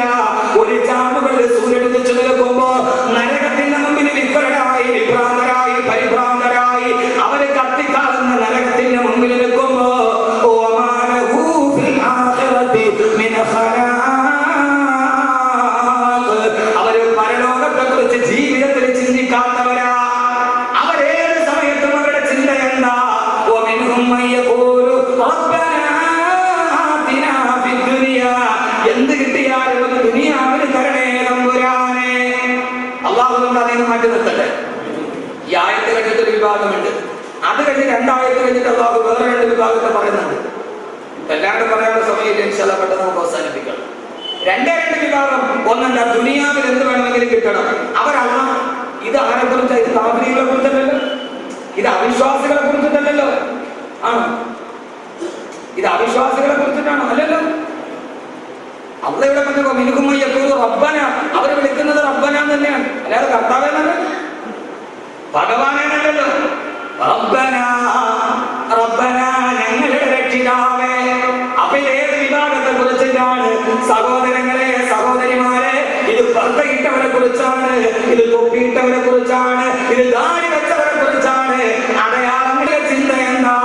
റബ്ബന ആതിനാ ഫിദ്ദുനിയാ, അല്ലാഹുവേ ഈ ദുനിയാവിൽ ഞങ്ങൾക്ക് എന്തൊക്കെ തരാമോ അതെല്ലാം നീ ഞങ്ങൾക്ക് നൽകി അനുഗ്രഹിക്കണേ തമ്പുരാനെ. അല്ലാഹുവേ മക്കൾ MBBS ആകണം, ആകണം. മക്കൾ എഞ്ചിനീയർ ആവണം, ആവണം. അതെവിടെ മതി? ദുനിയാവിൽ മതി. അവൻ ഹാഫിളാവണോ? വേണ്ട. അവൻ ആര്യമാകണോ? വേണ്ട. അവർക്ക് കിട്ടുന്നുണ്ടോ? ദുനിയാവിൽ മതി. ഞാൻ പലപ്പോഴും പറയാറുണ്ട്, നമ്മൾ ആഗ്രഹത്തിൽ വിശക്ക് കാണിക്കുന്നവരാണ്. നമ്മൾ ആഗ്രഹത്തിൽ വിശക്ക് കാണിക്കുന്നവരാണ്. കാരണം ഒരു മുസ്ലിം മാതാപിതാക്കളുടെ ചിന്തയല്ല എന്റെ മോൻ ഡോക്ടർ ആവണം, എഞ്ചിനീയർ ആവണം. യഥാർത്ഥത്തിൽ അതുകൊണ്ട് എന്താക്കണം? ഡോക്ടറായിട്ട് MBBS എടുത്താൽ MD എടുക്കണമെങ്കിൽ 2 കോടി രൂപ വേണം. MBBS എടുത്താൽ തന്നെ 4 പാരാസെറ്റാമോൾ കുറിച്ചു കൊടുക്കാന്നല്ലാതെ, മുമ്പിൽ വരുന്ന 10 പേർക്ക് പാരാസെറ്റാമോൾ കുറിച്ചു കൊടുക്കാന്നല്ലാതെ, അല്ലെങ്കിൽ തൊണ്ടവേദന വന്നവന് തലവേദന വന്ന് ക്രോസി കുറിച്ചു കൊടുക്കാന്നല്ലാതെ, തൊണ്ടവേദന വന്നവന് വൈക്കോലും കുറിച്ചു കൊടുക്കാന്നല്ലാതെ, അതിൽ അപ്പുറത്തോട്ട് എന്താ കഴിയുക? ഇനി അവനൊരു ഗവൺമെന്റ് ആശുപത്രിയിൽ ഗവൺമെന്റ് ഡോക്ടറായിട്ട് ധരിക്കട്ടെ, ആ പഞ്ചായത്തിന്റെ പരിധിയിലുള്ള ആളുകൾ മുമ്പിൽ വരും. ഇനി അവൻ എഞ്ചിനീയറായി ടെക്നോ പാർക്കിൽ ജോലി കിട്ടെ, ടെക്നോ പാർക്കുമായിട്ട് ബന്ധപ്പെട്ട ആളുകൾ അവരുടെ മുമ്പിൽ വരൂ. എന്റെ IAS കാരനാണെന്ന് ചിന്തിക്കുന്നില്ല. ഈ രാജ്യത്തെ നിയന്ത്രിക്കുന്ന IAS കാരനല്ലേ? 4ാം ക്ലാസ് പഠിക്കാത്ത ആളുകൾ മുഖ്യമന്ത്രി ആകുന്നില്ലേ? ആരാ നിയന്ത്രിക്കുക? ആരെ നിയന്ത്രിക്കുക? എന്റെ പ്രിയപ്പെട്ട സഹോദരങ്ങള്, ഈ IAS കാരനാണ് രാഷ്ട്രത്തിന്റെ സ്ഥിരാകേന്ദ്രത്തിരിക്കുന്നത്. അവരാണ് നിയമം ഉണ്ടാക്കുന്നത്, അവരാണ് എഴുതി വെക്കുന്നത്. മന്ത്രിമാരെ കണ്ടിട്ടില്ല, എഴുതിയിട്ട് ഇങ്ങനെ വായിക്കലല്ല പരിഗണിക്കുക ആളുകൾ. വായിച്ചാൽ തന്നെ നേരെ നിവർന്നിട്ട് വർത്താനം പറയാൻ പറ്റുമോ? വിദ്യാഭ്യാസത്തിന് വരാത്തവർ കുഴപ്പമില്ല, അവരെഴുതിയിട്ട് പറഞ്ഞ പ്രശ്നം ഉണ്ടാക്കും. പക്ഷെ അവരൊക്കെ നല്ല വിദ്യാഭ്യാസം ഉള്ളവരാണ്, അവരെ നല്ല രീതിയിൽ വിദ്യാഭ്യാസം ലഭിക്കാറുണ്ട്. എന്റെ പ്രിയപ്പെട്ട സഹോദരങ്ങള്, IAS കാരനാണ് ലോകത്തിനെ നിയന്ത്രിക്കുന്നത്. എന്തുകൊണ്ട് എന്റെ മകൻ ഹാഫിളാവണം, അവർ IAS കാരനാണെന്ന് ചിന്തിച്ചു. ആഗ്രഹത്തിന് വിശക്കാൻ, സ്വപ്നം കാണുന്നതിന് വിശക്കാൻ ഈ സമുദായം ഒത്തിരി അറിയാറുണ്ട്. അതുകൊണ്ട് എന്റെ പ്രിയപ്പെട്ട സഹോദരങ്ങളെ, ലോകത്തെ വിഭാഗം ദുനിയാവ് മാത്രം ആഗ്രഹിക്കുന്നവന് 8 മണിക്ക് കുട്ടിയെ സ്കൂളിൽ വിടാനേ പറ്റൂ, 7 മണിക്ക് കുട്ടിയെ മദ്രസ വിടാൻ പറ്റില്ല, കഴിയില്ല. കാരണം അവനെന്താ? അവന്റെ ചിന്ത മുഴുവൻ റബ്ബന ആതിനാ ഫിദ്ദുനിയാ, അല്ലാഹുവേ ഈ ദുനിയാവിൽ എനിക്ക് നൽകണേ എന്നാണ്. ഈ ദുനിയാവിൽ എനിക്ക് നൽകണേ എന്നാണ്. ഈ ദുനിയാവിന്റെ സുഖലോലുപത, ഈ ദുനിയാവിന്റെ എല്ലാവിധ ആർഭാടവും അത് കിട്ടിയാലും മതി. സഹോദരങ്ങളെ, ഈ ദുനിയാവെന്താണ്? ഈ ദുനിയാവെന്താണ്? അല്ലാഹുവിന്റെ പ്രവാചകൻ നബി മുഹമ്മദ് മുസ്തഫ സല്ലല്ലാഹു അലൈഹി വസല്ലം, അല്ലാഹുവിന്റെ പ്രവാചകൻ നബി മുഹമ്മദ് മുസ്തഫ സല്ലല്ലാഹു അലൈഹി വസല്ലം ദുനിയാവിനെ കുറിച്ച് ചിന്തിക്കുന്നതാണ്. വാപ്പ വയസ്സായി, ഉമ്മ വയസ്സായി, 8 മക്കളുണ്ട്. വാപ്പയും ആരുടെ കൂടെ കിടക്കണം? ഇളയവരുടെ കൂടെ നിന്നോട്ട്. 1000 രൂപ വാപ്പയ്ക്ക് വേണ്ടി മുതൽ മുടക്കിയാൽ അതിൽ നിന്ന് എന്ത് തിരിച്ച് ഇങ്ങോട്ട് ഇൻകം എന്ത് കിട്ടും? അത് ദുനിയാവിനെ കുറിച്ച് ചിന്തിക്കുന്നവൻ ചിന്തിക്കും. ആഖിറത്തെ കുറിച്ച് ചിന്തിക്കുന്നവനെ വാപ്പയ്ക്ക് 1000 അങ്ങോട്ട് കൊടുക്കും. വാപ്പാക്കുമാർക്ക് 1000 രൂപ ഞാൻ മുടക്കി, 1000 കൊടുത്താൽ എനിക്ക് ഇങ്ങോട്ട് എന്ത് കിട്ടും? ലാഭം എന്ത് കിട്ടും? ഇൻകം എന്ത് കിട്ടും? താവണ കഥവിന് ഞാൻ കൊടുത്തു. എന്റെ പ്രിയപ്പെട്ട സഹോദരങ്ങളെ, സഫറുല്ലാ സാഹിബിന് കൊടുത്ത പൈസ വേറെടുത്ത് നിക്ഷേപിച്ചാൽ വൈകുന്നേരം തിരിച്ചു കിട്ടും, അല്ലെങ്കിൽ അടുത്ത മാസം തിരിച്ചു കിട്ടും. പക്ഷേ ഇവിടെ കൊടുത്തതിന് തിരിച്ചെന്ന് കിട്ടുമെന്ന് ചോദിച്ചാൽ അത് ആഖിറത്തെ ചൂണ്ടിക്കാണിച്ചിട്ടേ പറയാൻ പറ്റൂ. അപ്പൊ അദ്ദേഹം റബ്ബന ആതിനാ ഫിദ്ദുനിയാ എന്ന് പറഞ്ഞ ആളല്ല. അങ്ങനെ ആവാൻ കഴിയണമെങ്കിൽ ആദരവായ പ്രവാചകൻ നബി മുഹമ്മദ് മുസ്തഫ, അല്ലാഹുവിന്റെ പ്രവാചകനാണ് പറഞ്ഞത്, മദീനത്തിന്റെ ഓരത്ത് കൂടി നടന്നു പോകുമ്പോ ചത്തുപിടുത്ത് കിടക്കുന്ന ഒരു നായിയുടെ ശവശരീരം കണ്ടപ്പോ അല്ലാഹുവിന്റെ റസൂലിന്റെ സഹാബത്ത് കൊടുക്കുന്നുണ്ട്. വല്ലാതെ മൂക്കുപത്തി നടന്നു പോകുമ്പോ അല്ലാഹുവിന്റെ തിരുദൂതരെ ചോദിച്ചു, പ്രിയപ്പെട്ട സഹാബ, ഈ പുടുത്തുമാറി കിടക്കുന്ന ഈ പട്ടിയുടെ ശവശരീരം ആർക്കാണ് വേണ്ടത്? അല്ലാഹുവിന്റെ റസൂലിന്റെ സഹാബത്ത് മറുപടി പറഞ്ഞു, തിരുദൂതരെ, പട്ടിയെ തന്നെ ആർക്കും വേണ്ടാത്തതാണ്. അത് കൊടുത്തുമാറിപ്പോയാൽ അതിനെ എന്തിനാണ് നബിയെ കൊള്ളാവുന്നത്? അല്ലാഹുവിന്റെ റസൂൽ ചോദിച്ചത് എന്താണ്?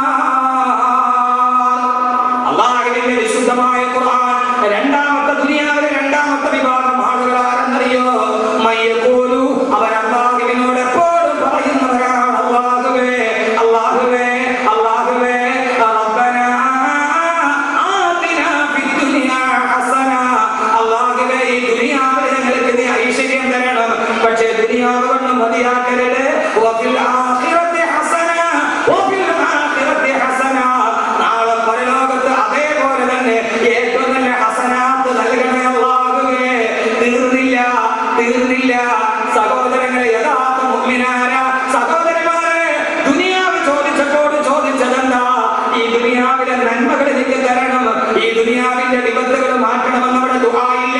പക്ഷെ ആഖിറത്തെ കുറിച്ച് ചോദിച്ചപ്പോ അല്ലാഹുവേ വഖിനാ അദാബന്നാർ,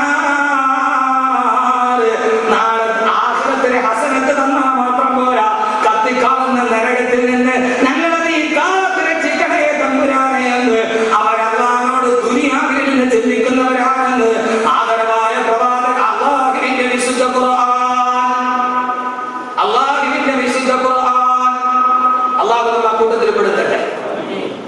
ആഖിറ മാത്രമല്ല, ദുനിയാ ഹസന, ദുനിയാവിൽ വേണം നല്ലത്. ദുനിയാവില്ലാതെ പറ്റുമോ? ദുനിയാവില്ലാതെ പറ്റുമോ? ദുനിയാവുണ്ടാവണം. ദുനിയാവ് കൃഷിസ്ഥലമാണ്. ഇവിടെ കൃഷി ചെയ്താലല്ലേ ആഖിറത്തിൽ കൊയ്യാൻ പറ്റും. ദുനിയാവില്ലാതെ ആഖിറം നേടാൻ അല്ലാഹു പറഞ്ഞല്ലോ ദുനിയാവുണ്ടാവണം. ആ ദുനിയാവിന്റെ കാര്യം ഹസനത്തായിട്ട് തന്നെ നടക്കണം. ദുനിയാവിന്റെ കാര്യമായിട്ട് നടക്കണം.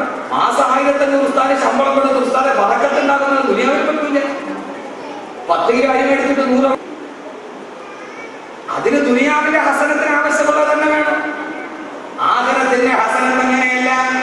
അല്ലാഹു സുബ്ഹാനഹു വ തആല അങ്ങനെ ചിന്തിക്കാൻ തൗഫീഖ് നൽകട്ടെ. അങ്ങനെ ചിന്തിച്ചാലേ തആമുലുകൾ എന്താണെന്ന് മനസ്സിലാവും. അങ്ങനെ ചിന്തിച്ചാൽ ഇതിന്റെ വില എന്തെന്ന് മനസ്സിലാവൂ. എന്റെ പ്രിയപ്പെട്ട സഹോദരങ്ങളെ, ദുനിയാവിൽ ആകെ 6 വിഭാഗം ആളുകളുണ്ട്. ദുനിയാവിൽ ഈ മക്കളെന്തായിരിക്കും? ഈ ഭൂമിയുടെ പുറംതൊലിയുടെ മുകളിൽ ജീവിച്ചിരിക്കുന്നവരിൽ ആകെ 6 വിഭാഗം ആളുകളുണ്ട്. എത്ര വിഭാഗം? ഉറക്കം പറഞ്ഞ എത്ര വിഭാഗം ആളുകൾ? 6 വിഭാഗം. അന മദീനത്തുൽ ഇൽമി വഅലിയുൻ ബാബുഹാ, ഞാൻ വിജ്ഞാനത്തിന്റെ പട്ടണമാണെങ്കിൽ ആ വിജ്ഞാന നഗരത്തിന്റെ അനന്തര കമനീയ കവാടമാണ് ഈ അലി എന്ന് റസൂലുള്ളാഹി തൊട്ടുചൂണ്ടി പറഞ്ഞ ലോകത്തിന്റെ വിജ്ഞാനത്തിന്റെ കവാടമേ.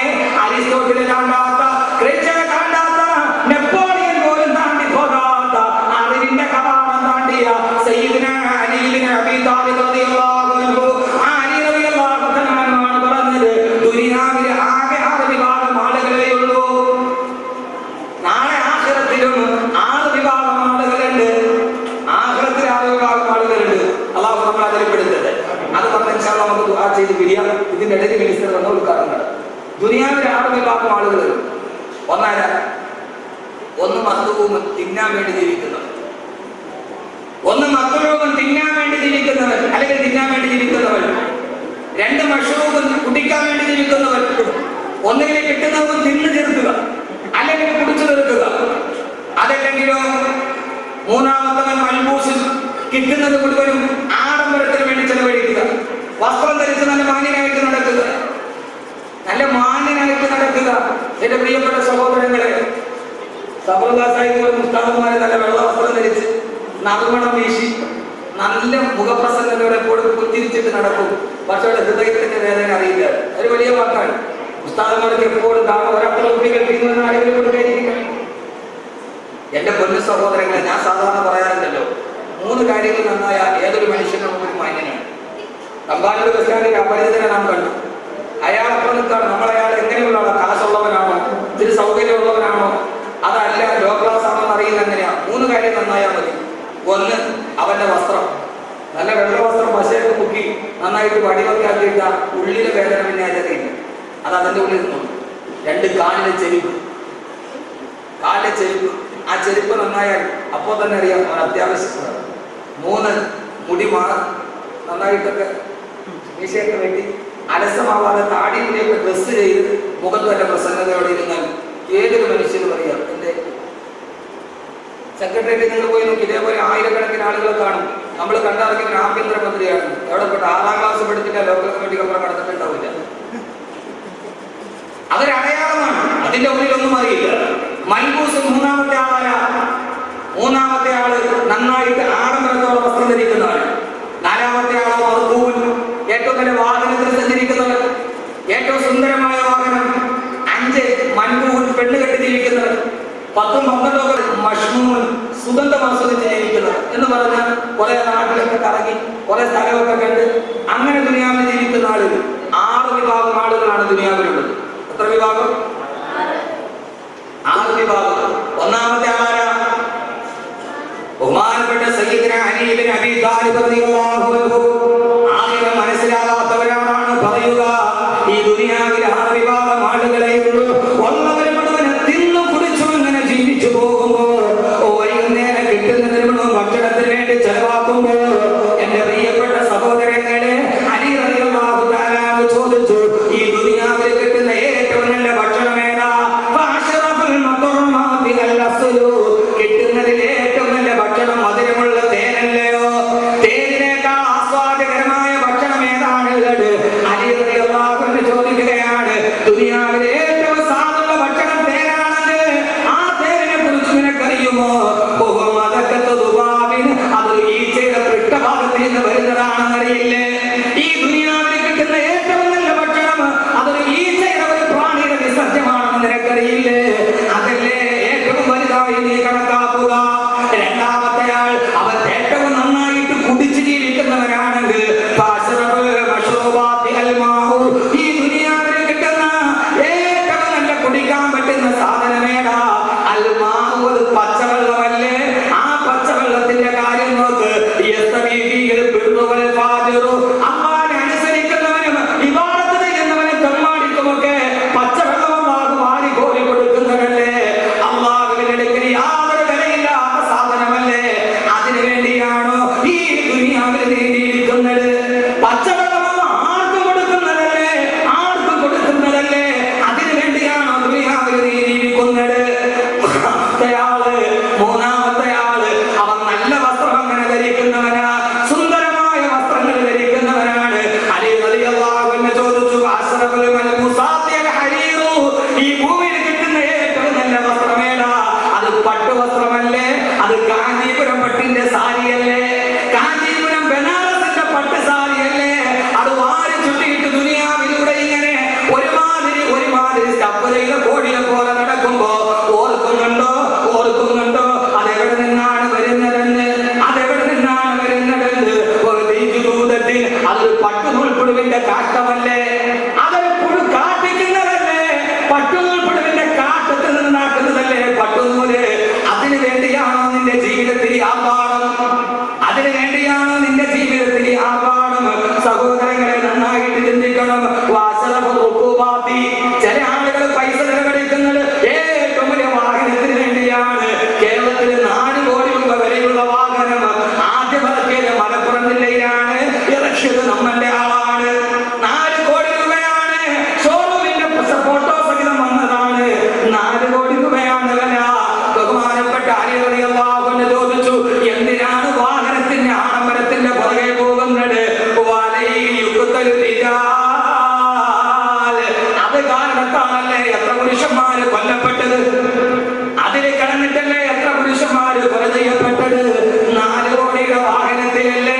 സഹോദരങ്ങളെ, 30 വർഷം സൗദി അറേബ്യ അടക്കി ഭരിച്ച രാജാവിന്റെ രാജകുടുംബത്തിൽപ്പെട്ട മനുഷ്യനാണ് ഏറ്റവും വില കൂടിയ വാഹനത്തിൽ സൗദി അറേബ്യയുടെ വരിഭൂമിയിൽ വഴിതെറ്റിപ്പോയത്. ആ വഴിതെറ്റിപ്പെട്ട ഹമ്മർ വാഹനത്തിൽ സൗദി അറേബ്യയുടെ മണലാരിന്റെ മുഴുവനും മലനിരഞ്ഞ് നടത്തിട്ട് രാജകുടുംബത്തിൽ കിടന്ന് സ്വർണ്ണ സിംഹാസനത്തിൽ കിടന്നുറങ്ങിയ സ്വർണ്ണ ചഷകങ്ങളിൽ പാകം ചെയ്ത സൗദി അറേബ്യയുടെ കിരീടാവകാശി 12 വർഷം മുമ്പ് ഭരിച്ചു പോയത് സൗദി അറേബ്യയുടെ മണലാരണ്യത്ത് ഒരു തുള്ളി വെള്ളം കണ്ടം നനയ്ക്കാനില്ലാതെയാണ് മരിച്ചു പോയത്. എവിടെയാണ് മരിച്ചു പോയത്? ഒരു തുള്ളി വെള്ളം കുടിക്കാനില്ലാതെ സൗദി അറേബ്യയുടെ മരുഭൂമിയിൽ.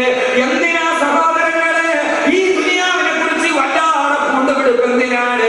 സൗദി അറേബ്യയുടെ യുവരാജകുമാരൻ മരിച്ചതെവിടെയാ? മരുഭൂമിയുടെ ചുട്ടുപെടുത്ത മണൽത്തരിയുടെ മുകളില് ഒരു ഗ്ലാസ് വെള്ളത്തിന് ആകാശത്തേക്ക് നോക്കി കാക്ക പോലും അറിയില്ലല്ലോ. കാക്കയുടെ വിളി കേട്ടാൽ അറിയാം അടുത്ത വെള്ളമുണ്ടെന്ന്.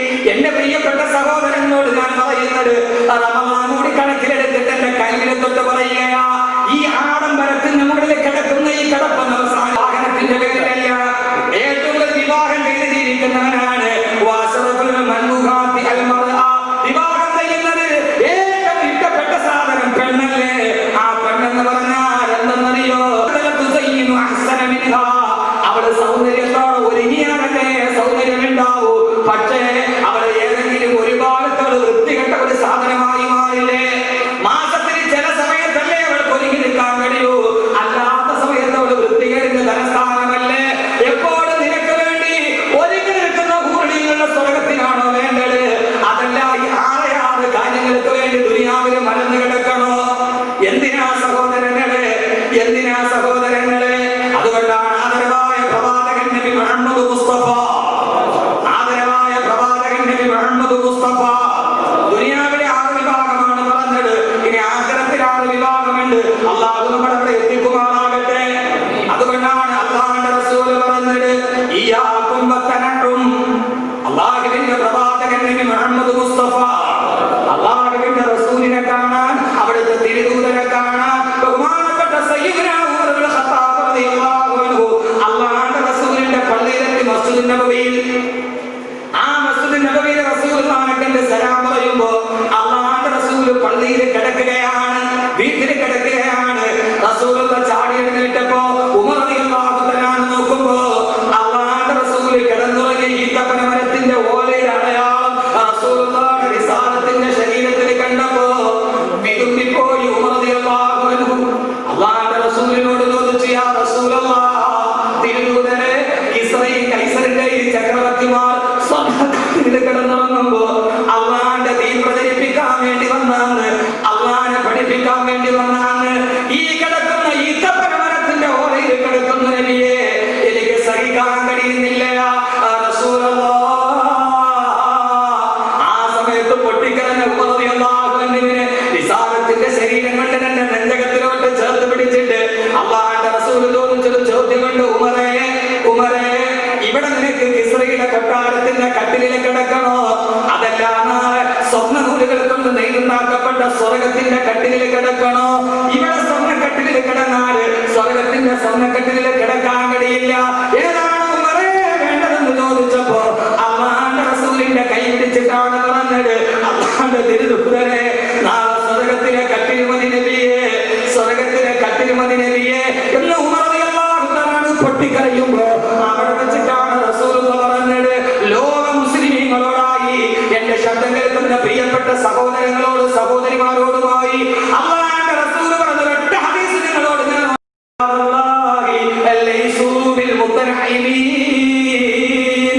ഈ തവാസുൽ ഖദമിന്റെ ഈ വേളയിൽ ഞാൻ ഓർമ്മിപ്പിക്കുകയാണ്. അല്ലാഹുവിന്റെ റസൂൽ പറഞ്ഞു, ഫഇന്ന ഇബാദല്ലാഹ്, അല്ലാഹുവിന്റെ യഥാർത്ഥ അടിമകൾ, അല്ലാഹുവിന്റെ യഥാർത്ഥ അടിമകൾ, അല്ലാഹുവിന്റെ യഥാർത്ഥ അടിമകൾ ലൈസൂ ബിൽ മുത്തനഇമീൻ.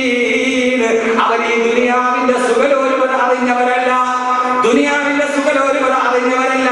അല്ലാഹുവിന്റെ യഥാർത്ഥ അടിമകൾ, അല്ലാഹുവിന്റെ യഥാർത്ഥ, അവർ അല്ലാഹുവിന്റെ യഥാർത്ഥ അടിമകളാ. സഫറുല്ലാഹ് സാഹിബല്ലേ പറഞ്ഞത്, അദ്ദേഹത്തിന്റെ നാട്ടിലെ ഖതീബ് രോഗം ബാധിച്ചിട്ട് വീട്ടിൽ ചെന്നപ്പോ പറക്കപ്പെട്ടാത്ത 2 പെൺകുട്ടികളെ കണ്ടെന്ന്, ചോർന്നൊലിക്കുന്ന ഒരു വീട് കണ്ടെന്ന്. സഹോദരങ്ങളെ, നിങ്ങൾ അറിഞ്ഞിട്ടുണ്ടാവും, ഒരു 4-5 ദിവസം മുമ്പ് പത്രത്തിൽ ഒരു പരസ്യമുണ്ടായിരുന്നു. ഞാൻ പ്രഭാഷണം നടത്തിയ മാതാവിന്റെ സ്ഥാനത്തെ കുറിച്ച് നടത്തിയ പ്രിയപ്പെട്ട ഉമ്മ എന്നൊരു സീഡിയുടെ കാസറ്റിന്റെ പ്രകാശനം. ആ പ്രകാശനം നടന്ന എറണാകുളം ജില്ലയിലെ പള്ളിക്കരയിലാണ്. അവിടെ പ്രകാശനത്തിന് വേണ്ടി 10 അയാളുടെ കൈ പിടിച്ച് കണ്ടാൽ എന്ത് സുമുഖനാണ് കാണാൻ. നല്ല വെളുത്ത വസ്ത്രം ധരിച്ചിട്ടുണ്ട്. ഉസ്താദേ, അല്ലാഹു നിങ്ങൾക്ക് സ്വർഗ്ഗം തരും. 3 പെൺകുട്ടികളുണ്ട്, 3 പെണ്ണന്മാരുണ്ട്. എനിക്ക് വയസ്സ് 38 ഇതേറെ കല്യാണം കഴിച്ചിട്ടില്ല. എന്റെ പെണ്ണന്മാർക്ക് മിന്നിലാപ്പാട് എങ്ങനെയാണ് ഞാനൊരു കല്യാണം കഴിച്ച് സുഖിച്ചിരിക്കുക? ഉസ്താദേ, മൂത്ത പെങ്ങൾക്ക് 28 വയസ്സുണ്ട്. സഹോദരങ്ങളെ, അടുത്തിടയിൽ 26 വയസ്സ്, അതിന്റെ ഇടയിൽ 23 വയസ്സ്. പൊട്ടിക്കരഞ്ഞു പോയി. ആ സമയത്താണ് ഞാനൊരു ഹദീസ് ഓർത്തത്. അല്ലാഹുവിന്റെ റസൂൽ പറഞ്ഞു, ആർക്കെങ്കിലും 3 സഹോദരിമാരുണ്ടായാൽ, ആർക്കെങ്കിലും 3 പെൺമക്കളുണ്ടായാൽ അവരെ നന്നായിട്ട് വളർത്തിയിട്ട് അവർക്ക് അതവ് പഠിപ്പിച്ചിട്ട് അവരെ നല്ലൊരു വരന് വിവാഹം ചെയ്തു കൊടുത്ത എന്റെ പ്രിയപ്പെട്ട സഹോദരങ്ങളെ, അല്ലാഹുവിന്റെ റസൂൽ പറഞ്ഞു, ആ പെൺമക്കളെ വളർത്താൻ വേണ്ടി, പെൺമക്കളെ വളർത്താൻ വേണ്ടി കഷ്ടപ്പെടുന്നവന്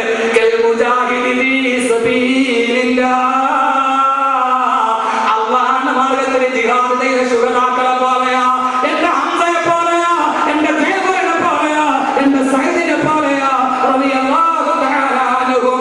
ഒരു മുജാഹിദിന്റെ, ഒരു ജിഹാദ് നടത്തിയവന്റെ പ്രതിഫലം കിട്ടുമെന്ന് നബി മുഹമ്മദ് മുസ്തഫ. അബൂ ഹുറൈറ റളിയല്ലാഹു തആല റിവായത്ത് ചെയ്യുന്നുണ്ട്, ഒരാൾക്ക് 5 സഹോദരിമാരുണ്ടെങ്കിൽ അവരെ 5 പേരെയും മാന്യമായി വിവാഹം ചെയ്തു കൊടുത്താൽ അവന് സ്വർഗ്ഗം ഉറപ്പായി എന്ന്. ഞാൻ പറഞ്ഞു, നിങ്ങൾക്ക് സ്വർഗ്ഗം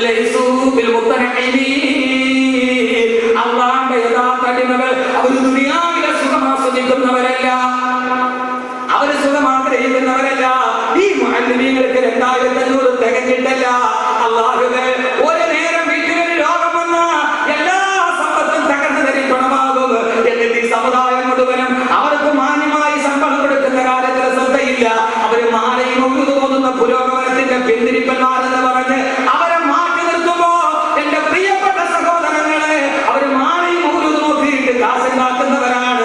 എന്റെ പ്രിയപ്പെട്ട സഹോദരങ്ങളെ, അവരാരും കള്ളക്കച്ചവടം ചെയ്യാൻ മെനക്കെട്ടിട്ടില്ല.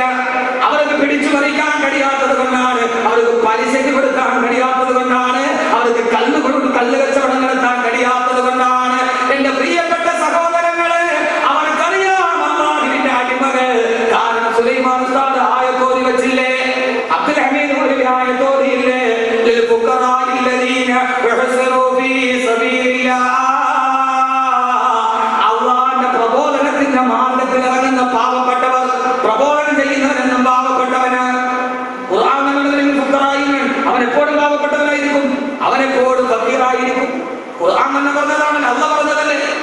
എന്റെ പ്രിയപ്പെട്ട സഹോദരങ്ങളെ, ഫഇന്ന ഇബാദല്ലാഹി ലൈസൂ ബിൽ മുതനഖിമീൻ, അവരാരും അതിര് കടന്ന സുഖലോലുപത ഇഷ്ടപ്പെട്ടവരല്ല. അല്ലാഹു നമ്മളെ കൂട്ടത്തിൽ പെടുത്തട്ടെ. ആമീൻ പറയൂലേ? അല്ലാഹു നമ്മളെ കൂട്ടത്തിൽ പെടുത്തട്ടെ. അവർക്ക് 2 ലക്ഷത്തിന്റെ കട്ടിലുണ്ടാവില്ല. അവരുടെ മക്കൾ ഇപ്പോഴും ഏതെങ്കിലും ഗവൺമെന്റ് സ്കൂളിലായിരിക്കും പഠിക്കുക. എന്റെ പ്രിയപ്പെട്ട സഹോദരങ്ങളെ, അപ്പൊ ആളുകൾ ഈ ചെറുപ്പക്കാരുടെ വിചാരം എന്താണെന്നറിയോ? ഈ ഉമ്മമാരെ വിചാരം എന്നത്, എന്റെ മോനെ ഇതുപോലെ ഒരു മൊയ്ലിയാനാക്കിയ, എന്റെ മോനെ ഒരു ഹാഫിളാക്കിയ, അവൻ നാളെ ഇങ്ങനെ കഷ്ടപ്പെട്ടു വരില്ലേ? അവൻ മക്കൾക്ക് ഫീസ് അടയ്ക്കാൻ കഷ്ടപ്പെട്ടു വരില്ലേ? അവനിങ്ങനെ നടക്കേണ്ടി വരൂലേ? അപ്പൊ അതുകൊണ്ട് ഇവിടെ എന്റെ മോനെ എഞ്ചിനീയറോ MBBS എന്തെങ്കിലും ഒക്കെ ആക്കട്ടെ. അവൻ പിന്നെ ആരായി? അവൻ ദുനിയാവിലെ സുൽത്താനായി. പക്ഷെ ഇൻഷാ അല്ലാഹ് നമുക്ക് കാണാം, നാളെ പരലോകത്ത് അല്ലാഹു എല്ലാവരെയും വിളിക്കും, ഡോക്ടറെയും എഞ്ചിനീയറെയും ഈ ദുനിയാവിൽ സുഖിച്ചവരെ. എന്റെ പൊന്നു സഹോദരങ്ങളെ, നിങ്ങളൊന്ന് ആലോചിച്ച് നോക്കി. ഈ പാവപ്പെട്ട മുഅ്മിനീങ്ങൾക്ക് ഒരു സുഖം വേണമല്ലോ. ദുനിയാവിൽ അവർക്ക് കഴിയുന്നില്ല, അപ്പൊ കഴിയുന്നൊരു സ്ഥലം ഉണ്ടാകണ്ടേ? എത്രയോ പാവപ്പെട്ടവർ ദുനിയാവിന്റെ സുഖം അവർ അറിഞ്ഞിട്ടില്ല, അവരറിയണ്ടേ? നാളെ ഈ പറയുന്ന എല്ലാ ആളുകളും ഉണ്ടാകുമ്പോ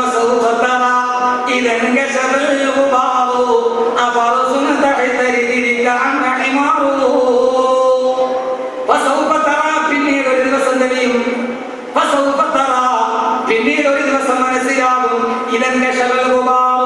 അന്തരീക്ഷത്തെ പൊടിയൊക്കെ ഒന്ന് മാറട്ടെ, അന്തരീക്ഷം തെളിയട്ടെ. നീ ഇരിക്കുന്നത് കഴുതയുടെ പുറത്താണോ അതല്ല കുതിരയുടെ പുറത്താണോ എന്ന്. ഇപ്പൊ അന്തരീക്ഷം പൊടി പിടിച്ച് കിടക്കുക. ഇപ്പൊ നമ്മളെ വിചാരം ഞാൻ കുതിരപ്പുറത്താ, എനിക്ക് ആവശ്യത്തിന് പണമുണ്ട്, എനിക്ക് നല്ല ബംഗ്ലാവുണ്ട്, എന്റെ മക്കളാരാ കാണ്ടങ്ങൾ ഇട്ടാൽ മതി, പച്ചമുണ്ട് പൊളപൊളങ്ങൾ വരും. ഞാനിപ്പോ കുതിരപ്പുറത്താ, മൂര്യാരോ കഴുതപ്പുറത്താ.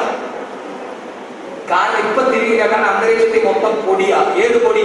ഭോഗതൃഷ്ണയുടെ പൊടി, ദുനിയാവിന്റെ പൊടി. അഖിലത്തിനെ സമസ്തേ ഹൃദയം കൊണ്ട് കണക്ക് കൂട്ടുന്നവന് മനസ്സിലാവില്ല.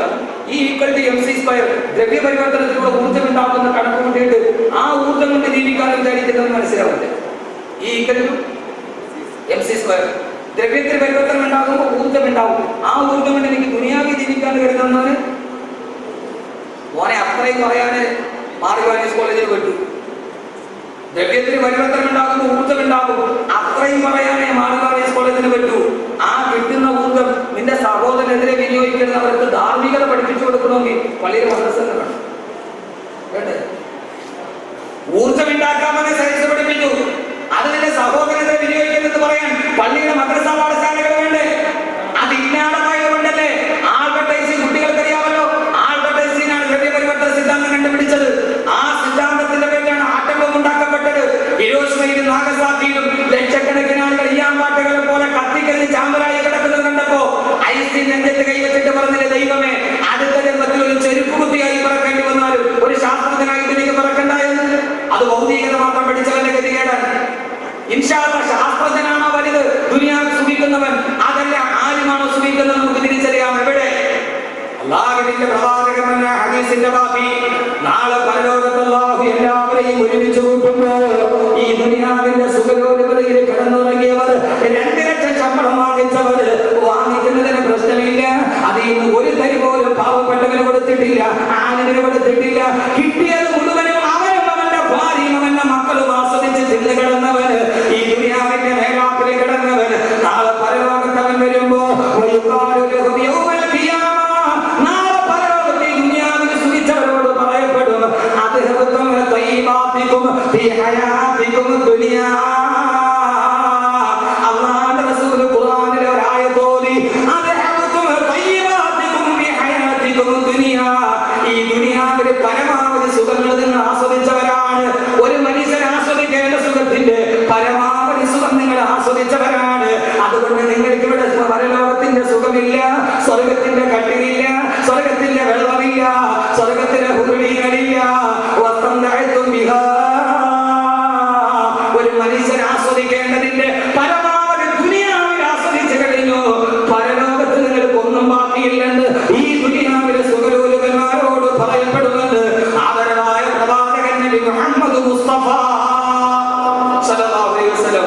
കേൾക്കണം, നീ ഒരു മനുഷ്യനെ സുഖിപ്പിക്കുന്നതിന് ഒരു പരിധിയുണ്ട്. നീ പരമാവധി ദുനിയാവിൽ സുഖിച്ചു കഴിഞ്ഞു. ഇനി ആദരത്തിലെ സുഖം ആർക്കാം? ആദരത്തിലെ സുഖം ആർക്കാം? ദുനിയാവിന് സുഖിച്ചു കഴിഞ്ഞാൽ സുഖിച്ചോട്ടെ, അള്ളാഹു തരുന്നതൊക്കെ വാങ്ങിച്ചോളി. അതിന് കൊടുക്കണ്ടേ? മറ്റൊന്നിനെ ഓർക്കണ്ടേ? സദക്കെ ഓർക്കണ്ടേ? പരമാവധി ഇവിടെ എനിക്ക് മതി എന്ന് ചിന്തിക്കുന്ന ആളുകൾ, എന്നിലേക്ക് മാത്രം ഒതുങ്ങുന്നവർ, നാളെ പരലോകത്ത് അള്ളാഹു അവരോട് പറയും, പരലോകത്ത് അള്ളാഹു അവരോട് പറയും, വസ്ത്രം കഴിത്തും ബിഹ, ദുനിയാവിലെല്ലാം ആസ്വദിച്ചു കഴിഞ്ഞു കടന്നു. നിങ്ങൾ എവിടെ പോകണം? അൽയൗമ തുജസൗന അദാബൽ ഹൂനി ബിമാ കുന്തും തസ്ഊൻ. നിങ്ങൾ ചെയ്തതിന്റെ പരിശാലപരമായി ഈ കത്തിക്കാളുന്ന നരകത്തിലേക്ക് നിങ്ങൾ പോയിക്കൊള്ളുക. അള്ളാഹു കാത്തിരക്ഷിക്കട്ടെ, അള്ളാഹു കാത്തിരക്ഷിക്കട്ടെ. ആദ്യത്തെ രാവിലെ വിഭാഗം പറയാം, എന്റെ പ്രിയപ്പെട്ട സഹോദരങ്ങളെ, അതുകൊണ്ട് ഈ ഭൂമിയിൽ നല്ല ബുദ്ധിമാനായിട്ട് ജീവിക്കണം. ഈ ഭൂമിയിൽ നല്ല ബുദ്ധിമാനായിട്ട് ജീവിക്കണം. അള്ളാഹു നല്ല ബുദ്ധിമാന്മാരിൽ ഉൾപ്പെടുത്തി അനുഗ്രഹിക്കട്ടെ. അള്ളാഹു നല്ല ബുദ്ധിമാന്മാരിൽ ഉൾപ്പെടുത്തി അനുഗ്രഹിക്കുമ്പോഴാണ് ഉറക്കാമി പറയുന്ന ഞാൻ പറഞ്ഞ തിരിയുന്നില്ലേ? ആളായ കുഴപ്പമൊന്നുമില്ല. ദുനിയാവിലെ ബുദ്ധിമാന്മാരായ ദുനിയാവിലെ ബുദ്ധിമാന്മാർ 3 സ്വഭാവമുള്ളവരാണ്. ദുനിയാവിലെ ബുദ്ധിമാന്മാർ 3 സ്വഭാവമുള്ളവരാണ്. അള്ളാഹു 3 സ്വഭാവം നൽകി അനുഗ്രഹിക്കാം. ഏറ്റവും നല്ല ബുദ്ധി ഞാൻ പറഞ്ഞുതരാം. പക്ഷെ അത് ചെയ്യാവോ? ചുമ്മാ കേൾക്കാൻ വന്ന ബുദ്ധിയുടെ വഴി ഒരാൾ പറഞ്ഞിരുന്നു, അവിടെ പോണ്ട ഇതാ ബുദ്ധി എന്ന് പറഞ്ഞാൽ ആ ബുദ്ധിയിലല്ലേ നിങ്ങൾ പോകുള്ളൂ, അല്ലെ? അപ്പൊ ദുനിയാവിലെ ബുദ്ധിമാനായ ഏറ്റവും നല്ല ബുദ്ധിമതി ആരാ? ഏറ്റവും നല്ല ബുദ്ധിമതി 3 സ്വഭാവമുള്ളവരാണ്. ചില ചെയ്യോ? ആരുള്ളവരൊക്കെ കൈ നോക്കി ചെയ്യാറുണ്ട്. അല്ലെ, കൈയുള്ളവരൊക്കെ നോക്കി ഉറക്കം പോകാൻ വേണ്ടി. ബഹുമാനപ്പെട്ട അല്ലാമ ഹസൻ ബസ്രി റളിയല്ലാഹു തആല മഹാന്മാരുടെ വാക്കുകളാണ്. അൽ-ഉഖലാഉ സലാസത്തുൻ. ഈ ഭൂമിയിലെ ബുദ്ധിമാന്മാർ 3 വിഭാഗം ആളുകളാണ്. ഒന്നാമത്തെ സ്വഭാവം ഏതെന്നറിയോ? മൻ തറക ദുനിയാ ഖബല അൻ തതറകഹു. തന്നെ ഉപേക്ഷിക്കുന്നതിന് മുമ്പേ, ദുനിയാവ് തന്നെ ഉപേക്ഷിക്കുന്നതിന് മുമ്പേ ആ ദുനിയാവിനെ താൻ ഉപേക്ഷിക്കുന്നവൻ. ഒന്നാമത്തെ ആളാ മൻ തറക ദുനിയാ ഖബല അൻ തതറകഹു. ദുനിയാവ് എന്നെ വേണ്ടാന്ന് വെക്കുന്നതിന് മുമ്പേ നടക്കൂല. ദുനിയാവ് എന്നെ വേണ്ടാന്ന് വെക്കും.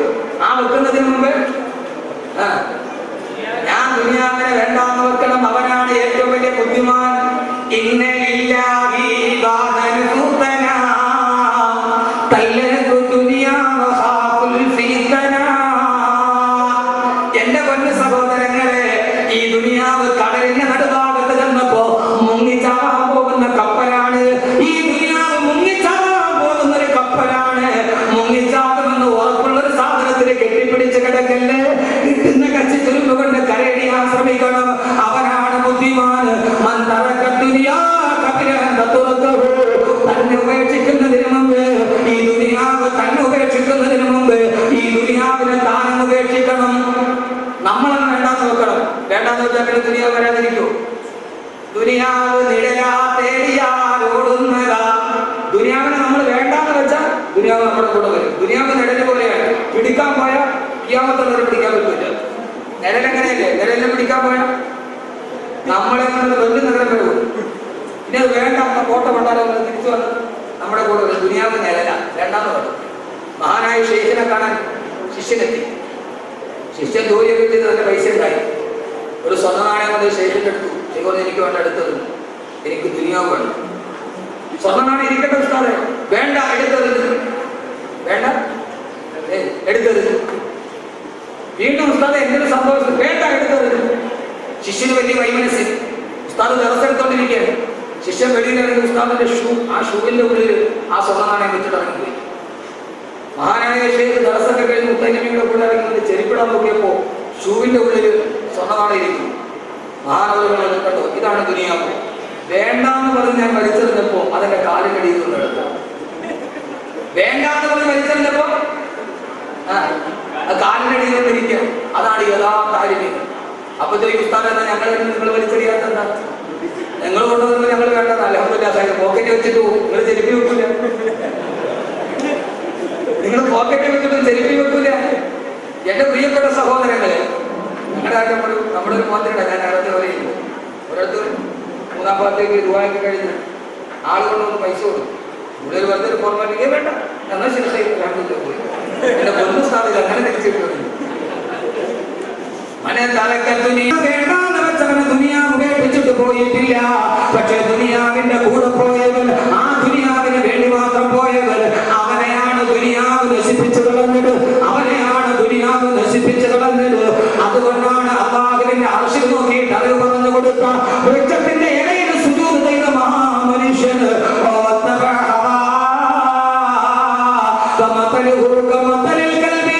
ദുനിയാവിനെ കെട്ടിപ്പിടിച്ചപ്പോഴാണ് ആ മനുഷ്യൻ പട്ടി ചത്തുപോകേണ്ടതുപോലെ ചത്തു വന്നത്. അതുകൊണ്ട് ഈ ദുനിയാവ് ഒരു ദിവസം നമ്മളെ ഉപേക്ഷിച്ചിട്ട് പോകും. ആര് കണ്ടു സഹോദരങ്ങളെ? ആസിഫ് അലി സർദാരി പാകിസ്ഥാന്റെ പ്രസിഡന്റ് ആകുമെന്ന് ആര് കണ്ടു? ഒന്ന് ചിന്തിച്ചു നോക്ക് സഹോദരിമാരെ. ആസിഫ് അലി സർദാരി പാകിസ്ഥാന്റെ പ്രസിഡന്റ് ആകുമെന്ന് ആര് കണ്ടു?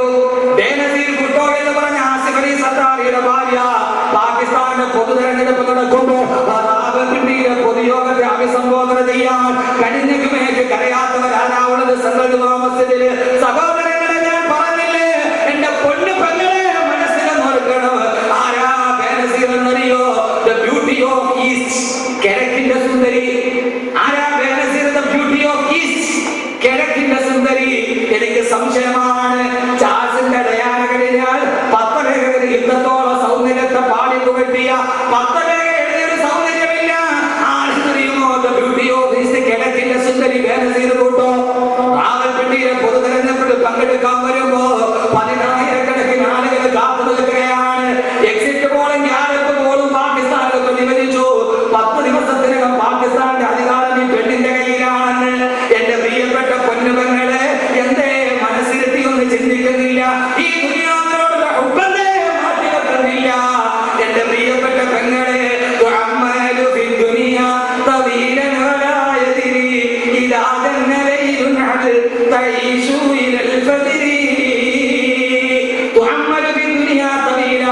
ഒരായിരം ആഗ്രഹങ്ങൾ മനസ്സിൽ വെച്ചിട്ട് ഈ ദുനിയാവിൽ ഇങ്ങനെ നീ ഓടുകയാണ്. അതില്ലാത്ത മുഖത്തോടെ ഓടുകയാണ്. പക്ഷേ വരായതിരി നിനക്കറിയില്ല. ഇതാ തന്നെ ലൈലുൻ, ഈ രാത്രി നാളത്തെ പ്രഭാതം നിന്നെ കാണിപ്പിക്കുമോ എന്ന്. ഈ പ്രഭാതം കഴിഞ്ഞ് നീ ഈ രാത്രി കഴിഞ്ഞ പ്രഭാതത്തിൽ എഴുന്നേൽക്കുമോ എന്ന്. 6:45 റാവൽപിണ്ടിയിൽ പ്രസംഗിക്കേണ്ടത്. ആരാ? ബേനസീർ ഭുട്ടോ. 6:45 കടന്നു വരുന്ന ബേനസീർ ഭുട്ടോ എന്ന ഏറ്റവും വലിയ സൗന്ദര്യധാമമായ പെണ്ണ്. എല്ലാവരും പറഞ്ഞു 10 ദിവസം കഴിഞ്ഞാൽ പാകിസ്ഥാന്റെ അധികാരം ഈ സുന്ദരി പെണ്ണിന്റെ കയ്യിലാണെന്ന്. 6:45 റാവൽപിണ്ടിയിലെ മൈതാനത്തിലോട്ട് കയറിയിട്ട് ചാവേറിന്റെ ബോംബ് സ്ഫോടനത്തിൽ ബേനസീർ ചിതറിത്തെറിക്കുമ്പോ സഹോദരങ്ങളെ, 6:41 ബേനസീറിന്റെ അവസ്ഥ BBN അടക്കമുള്ള BCC അടക്കമുള്ള ചാനലുകൾ പ്രക്ഷേപണം ചെയ്യുന്നുണ്ട് ലൈവായിട്ട്. 6:45 ബേനസീറിന്റെ ശരീരം പൊട്ടിക്കളന്നു പോയത്. 6:41 മരിക്കുന്നതിന് 4 മിനിറ്റ് മുമ്പ് ബേനസീർ ചെയ്തത്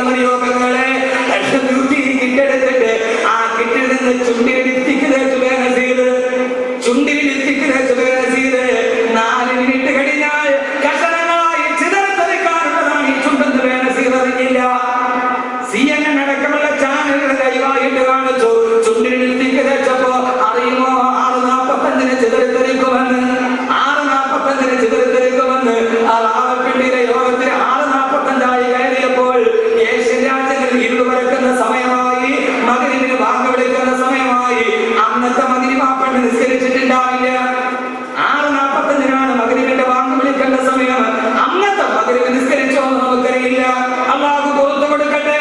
നമുക്ക് അങ്ങനെ ദുആ ചെയ്യാനേ കഴിയൂ. സഹോദരങ്ങളെ, ഇതാണ് ജീവിതമെങ്കിൽ ഈ ദുനിയാവിൽ ഇങ്ങനെ ഓടി നടക്കരുത്. 4 ദിവസം 4 മിനിറ്റ് കഴിഞ്ഞപ്പോ ആസിഫ് അലി സർദാർ ഇവിടുത്തെ പ്രസിഡന്റായി മാറി. എന്റെ പ്രിയപ്പെട്ട സഹോദരങ്ങളെ, എന്റെ പ്രിയപ്പെട്ട സഹോദരങ്ങളെ, അതുകൊണ്ട് ദുനിയാവ് നമ്മളെ വിടുന്നതിന് മുമ്പേ ആ ദുനിയാവിനെ നമ്മളെ വിടണം. എന്നിട്ട് ആഖിറത്തിന് വേണ്ടി ജീവിക്കണം. ആഖിറത്തിന് വേണ്ടി ജീവിക്കണം. രണ്ടാമത്തവൻ ആരെന്നറിയോ? ദുനിയാവിലെ ബുദ്ധിമാന്റെ രണ്ടാമത്തെ സ്വഭാവമേടാ. രണ്ടാമത്തെ സ്വഭാവമേടാ? കബറിന്റെ ഉള്ളിലേക്ക് അവനെ കൊണ്ടുപോയി വെക്കുന്നതിന് മുമ്പേ അവന് വേണ്ടിയുള്ള കബർ അവൻ നിർമ്മിച്ചിടണം. രണ്ടാമത്തവനാരാ? ഇത് ഉണ്ടാക്കിയിട്ടില്ലെങ്കിൽ മണക്കാട് വലിയ വലിയ 6 അടി മണ്ണുണ്ടെന്നുള്ള ചിന്ത വേണം. അപ്പൊ അവനെ കൊണ്ടുപോയി വെക്കുന്നതിന് മുമ്പ് അവനെ കൊണ്ടുപോയി വെക്കുന്നതിന് മുമ്പ് അവന് വേണ്ടി ഒരു കബർ പിടിച്ചിടണം. ഉണ്ടായിരുന്നല്ലോ കബറും പിടിച്ചിട്ട് കബർമണിയിൽ തലയിൽ വെച്ച് കിടന്നുറങ്ങി ആരുണ്ടായിരുന്നില്ല കേരളത്തില്. കബറ് പിടിച്ചിട്ടിട്ട് കബർമണിയുടെ വസ്ത്രം തലയിൽ വെച്ചിട്ട് കിടന്നുറങ്ങി ആരും ഈ കേരളത്തില് ആരെന്നറിയോ? കബറെന്ന് കേട്ടാൽ ദർശനം ഞെട്ടേണ്ടതാ, കണ്ടാലുടനുമാവിട്ടു നീ കരയേണ്ടതാ എന്ന് പാടുന്ന തടവാസ്ഥാണ്. ആ മനുഷ്യന് കബറിന്റെ ഉള്ളിലായി. ആ മനുഷ്യന് കബറിന്റെ ഉള്ളിലായി. എന്തേ റമദാനായിട്ട് പോലും ചിന്തിക്കുന്നില്ല. അല്ലാഹു ബോധം തരട്ടെ. അല്ലാഹു ബോധം തരട്ടെ. അല്ലാഹു ബോധം തരട്ടെ. ഇദാ ഉഖ്ബിറൽ മയ്യിതു, അല്ലാഹുവിന്റെ റസൂൽ അബൂ ഹുറൈറ റളിയല്ലാഹു അൻഹുവിനോട് പറഞ്ഞു, അബൂ ഹുറൈറ, ഇദാ ഉഖ്ബിറൽ മയ്യിതു, ഒരു മയ്യത്ത് കൊണ്ടുപോയി ഖബറിലേക്ക് വെച്ച് കഴിഞ്ഞാൽ, ഒരു മയ്യത്ത് ഇദാ ഉഖ്ബിറൽ മയ്യിതു, ഒരു മയ്യത്ത് കൊണ്ടുപോയി ഖബറിലേക്ക് വെച്ച് കഴിഞ്ഞാൽ, എല്ലാവരും ഹദീസോടും ഒരു മയ്യത്ത് കൊണ്ടുപോയി ഖബറിലേക്ക് വെച്ച് കഴിഞ്ഞാൽ എന്തേ സഹോദരങ്ങളെ ആ വെക്കൽ നാളെ സുബഹിക്കായി കൂടാ? എന്തേ ആ വെക്കൽ നാളെ സുബഹിക്കായി കൂടാ? ഇദാ ഉഖ്ബിറൽ മയ്യിതു, ഒരു മയ്യത്ത് ഖബറിലേക്ക് വെക്കപ്പെട്ട് കഴിഞ്ഞാൽ ആ വെക്കുന്നത് നാളെ രാവിലെ എന്നെ എന്തുകൊണ്ടായി കൂടാ? എന്തേ നിങ്ങളായി കൂടാ? ഹദീസിൽ ഒരു മയ്യത്ത് കൊണ്ട് കബറി വെച്ച ആ വെച്ചത് നാളെ എന്തുകൊണ്ട് തോറും മുമ്പ് മണക്കാട് പള്ളിയുടെ മുമ്പിൽ ആയിക്കൂടാ? ആ കട്ടിലിൽ മലന്ന് കിടക്കുന്ന നമ്മൾ എന്തുകൊണ്ട് ആയിക്കൂടാ? ആകാൻ പാടില്ലെന്നില്ലല്ലോ. ഉണ്ടാ ഉണ്ടാ ഉണ്ടോ ഇല്ലേ? അല്ലാഹു കാത്തുരക്ഷിക്കട്ടെ. ആമീൻ പറയില്ല. ഖബറാണ് വിഷയം. ഒരു ചെറുപ്പക്കാരൻ മരിച്ചിട്ട് കിടന്നപ്പോ ആ മരിച്ചു കിടന്ന മനുഷ്യനെ നോക്കിയിട്ടാണ് അല്ലാഹുവിന്റെ റസൂല് പറഞ്ഞത്,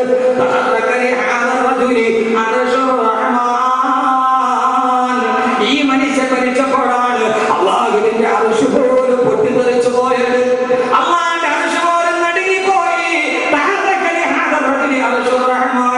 സഹോദരങ്ങളെ, ഈ മനുഷ്യന്റെ മരണവാർത്ത അറിഞ്ഞപ്പോ പൊട്ടിക്കരഞ്ഞത് ഭാര്യയല്ല, മക്കളല്ല, ആശ്രിതരല്ല, പുത്രകളത്രാദികളല്ല, ബന്ധുമിത്രാദികളല്ല. ഈ മനുഷ്യൻ മരിച്ചപ്പോഴാണ് അല്ലാഹുവിന്റെ സിംഹാസനം പോലും പൊട്ടിക്കരഞ്ഞു പോയത്. തീർന്നില്ല.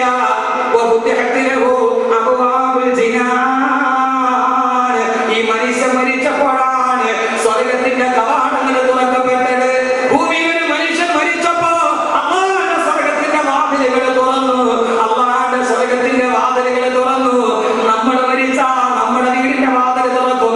ഇതേവരെ വരാത്തവരും ആ വാതിലൂടെ നമ്മൾ കാണാൻ കടന്നു വരും. ഈ മനുഷ്യൻ മരിച്ചപ്പോ അല്ലാഹുവിന്റെ സ്വർഗത്തിന്റെ വാതിൽ തുറന്നു. തീർന്നില്ല.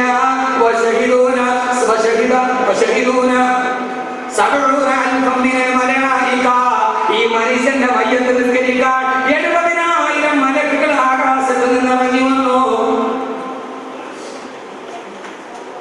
തള്ളവരുടെ കുത്തിയിട്ട് റസൂലുള്ളാഹ് ആ മയ്യത്തിന്റെ പുറകെ നടന്നു. എന്താ തിരുദൂതരെ വെറുതാകെ കുത്താത്തത്? മലക്കുകളെ തിക്കും തിരക്കും കൂട്ടുകയാണ്. 70,000 മലക്കുകളുടെ ഇടയിൽ എനിക്ക് വിരൽ കുത്താൻ കഴിയുന്നില്ല. കൊതിക്കണം സഹോദരങ്ങളെ, സഹോദരിമാരെ. ഇങ്ങനെ പറഞ്ഞ മനുഷ്യൻ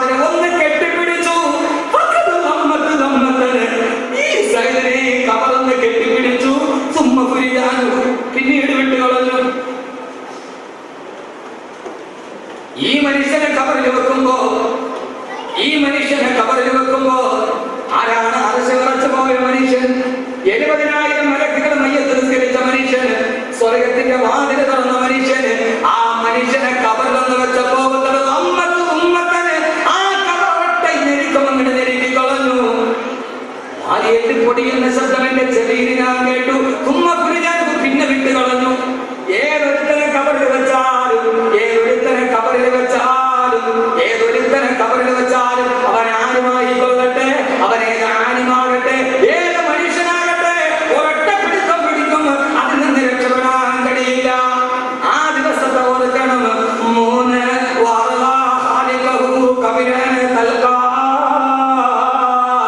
സമയത്തിന്റെ ദൗർലഭ്യം കൊണ്ട് പെട്ടെന്ന് പറയുകയാണ്, ദുനിയാവിലെ ബുദ്ധിമാനാകണോ, അവന്റെ അല്ലാഹുവിനെ പടച്ച തമ്പുരാനെ തൃപ്തിപ്പെടുത്തണം. കബിലനെ തൽക്കാ കബിലനെ തൽക്കാ കബിലനെ തൽക്കാ. പടച്ചറപ്പിനെ കണ്ടുമുട്ടുന്നതിന് മുമ്പ്, പച്ചമണ്ണിൽ നിന്ന് പടച്ചെടുത്ത പടച്ച തമ്പുരാന്റെ മുമ്പ് എത്തുന്നതിന് മുമ്പ് ഈ ദുനിയാവിൽ വെച്ച് അല്ലാഹുവിനെ തൃപ്തിപ്പെടുത്തണം. അല്ലാഹുവിനെ തൃപ്തിപ്പെടുത്തണം. അല്ലാഹുവിനെ സന്തോഷത്തോടെ പോയി കാണണം. അല്ലാഹു തൗഫീഖ് നൽകട്ടെ. ആമീൻ പറയുവട്ടെ. ആരാ ഈ ദുനിയാവിൽ വെച്ച് അല്ലാഹുവിനെ തൃപ്തിപ്പെടുത്തണം? അല്ലാഹുവിനെ നമ്മോട് തൃപ്തിയുണ്ട്. അല്ലാഹുവിനെ തൃപ്തിപ്പെടുത്തട്ടെ. അല്ലാഹുവിനെ തൃപ്തിപ്പെടുത്തട്ടെ. വേണോ വേണ്ടേ? ഉറപ്പാണല്ലോ. ഞാൻ ചില കാര്യങ്ങൾ കൊണ്ട് ഞാൻ ചെയ്യും, മനസ്സുകൊണ്ട് പറയും. ഒരു വെള്ളിയാഴ്ച രാവാണ് ഇന്ന്. ശഅബാനിന്റെ വിശുദ്ധമായ വെള്ളിയാഴ്ച രാവ്. ആഖിറത്തിൽ 6 വിഭാഗം ആളുകളുണ്ട്. അവരാണ് അല്ലാഹുവിനെ തൃപ്തിപ്പെട്ടാൽ 6 വിഭാഗം ആളുകളിൽപ്പെടും.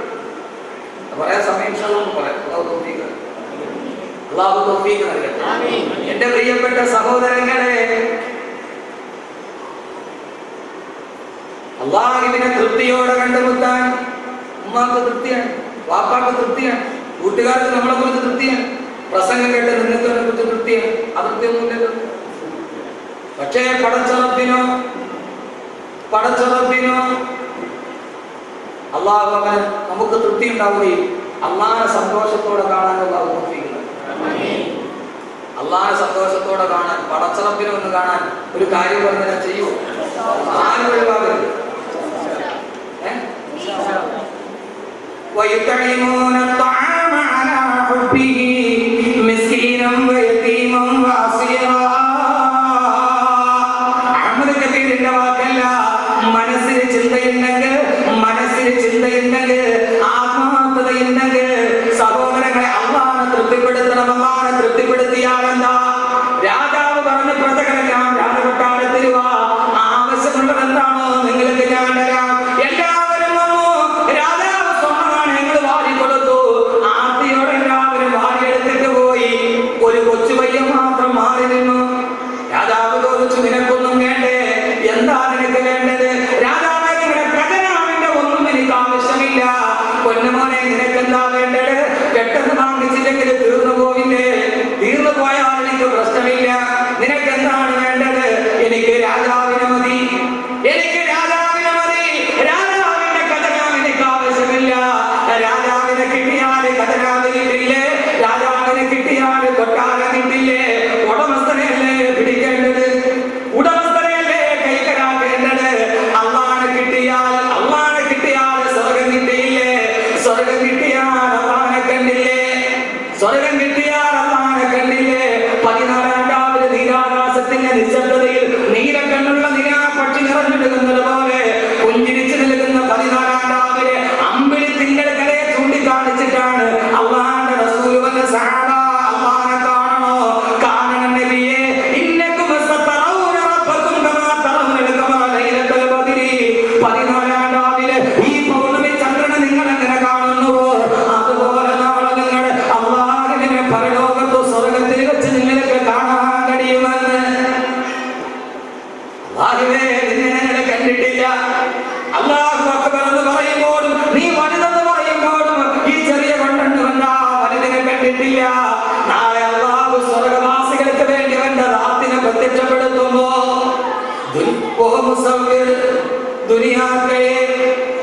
दुनिया के उसने मुस्तफा को देखकर सोचती है दुनिया वो मुसव्विर कैसा होगा जिसका ये तस्वीर है. ഈ ദുനിയാവിൽ ഇത്രത്തോളം സൗന്ദര്യമുണ്ടെങ്കിൽ, മൂന്നാറിൽ ഇത്ര സൗന്ദര്യമുണ്ടെങ്കിൽ, ചിറാപുഞ്ചിക്ക് ഇത്ര സൗന്ദര്യമുണ്ടെങ്കിൽ, പൊന്മുടിയുടെ മലനിരകൾക്ക് മഞ്ഞ് കണങ്ങളോട് പുൽനാമ്പുകൾ ആലിംഗനം ചെയ്യുമ്പോ പുൽനാമ്പുകളുടെ അഗ്രഭാഗത്ത് തത്തിപ്പിടിച്ചിരിക്കുന്ന മഴത്തുള്ളിനെ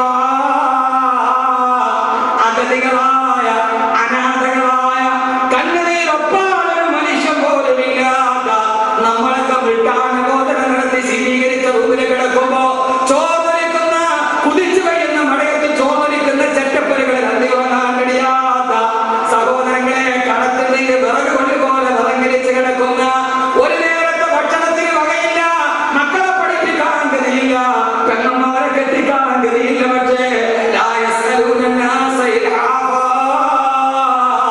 അഭിമാനക്ഷതം കഴിഞ്ഞിട്ടൊരു മനുഷ്യനോട് പറയാതെ അത്ര തേച്ച വെള്ളതുമ്പയിൽ ഇട്ടിട്ട് തേച്ചുമടക്ക് വസ്ത്രം വിട്ടിട്ട് നടക്കുന്ന ആരും അറിയാത്ത നമ്മുടെ മഹലിൽ സാധു സംരക്ഷണ സമിതിയുണ്ട്, നമ്മുടെ രാഷ്ട്രീയ പാർട്ടിക്ക് ചാരിറ്റബിൾ സൊസൈറ്റികളുണ്ട്. പക്ഷേ ആരും അറിയാത്ത മഹലിങ്ങൾക്ക് ആകെ ഒരു വെൽഫെയറുണ്ടായി കരാമമാണ്. സഹോദരങ്ങളെ, അല്ലാഹു പറയുകയാണ്, അവർക്ക് വേണ്ടി നിങ്ങൾ സദഖ ചെയ്യുക, അവർക്ക് വേണ്ടി നിങ്ങൾ സദഖ ചെയ്യുക. എന്തിനു വേണ്ടിയാണ് സദഖ ചെയ്യേണ്ടത്? ഉസ്താദേ, ഞാൻ ആവശ്യത്തിൽ വെച്ചിരിക്കുന്നതാണ്, വേറെ ആഗ്രഹത്തിൽ വെച്ചിരിക്കുന്നതാണ്. ഇന്നമാ നുതഇമുകും ലിവജ്ഹില്ലാഹി ലാ നുരീദു മിൻകും ജസാഅൻ വലാ ശുക്റാ. ഇന്നമാ നുതഇമുകും ലിവജ്ഹില്ലാഹ്, ഞങ്ങൾ ഇതിനു വേണ്ടി പൈസ കൊടുത്തത്, സബറുൽ സാഹിബ് കൊടുത്തത്, ഇവിടുത്തെ ജമാഅത്തിന്റെ ആളുകൾ കൊടുത്തത്, ഈ പരിപാടി നടത്താൻ വേണ്ടി ബഹുമാനനായ കൂട്ടുകാരൻ വരുമ്പോ ഉള്ളത് കൊണ്ട് കൊടുത്തതെന്നറിയോ? ഇവിടെ വിളിച്ചു പറയാനല്ല, ആളുകളുടെ മുമ്പിലല്ല. സഹോദരനെ എപ്പോഴെത്താണ് ഇവിടെ ധനസഹായം കൊടുത്തത്? അത് പടച്ചറപ്പിന്റെ തൃപ്തി മാത്രം ആഗ്രഹിച്ചിട്ട് നിങ്ങൾ കൊടുത്തതാണ്.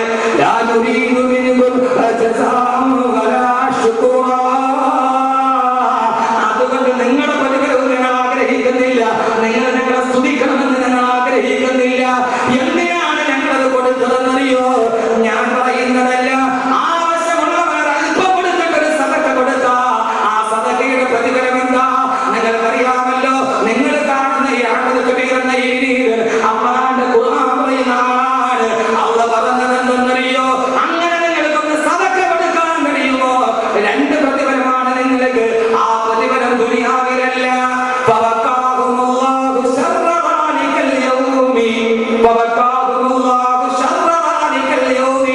നാളെ പരലോകത്ത് ചെറുപ്പിന്റെ തറയിൽ കിടന്നിട്ട് നിങ്ങൾ ഉരുകുമ്പോ അന്നത്തെ ബുദ്ധിമുട്ട് അല്ലാഹു നിങ്ങൾക്ക് മാറ്റിത്തരും.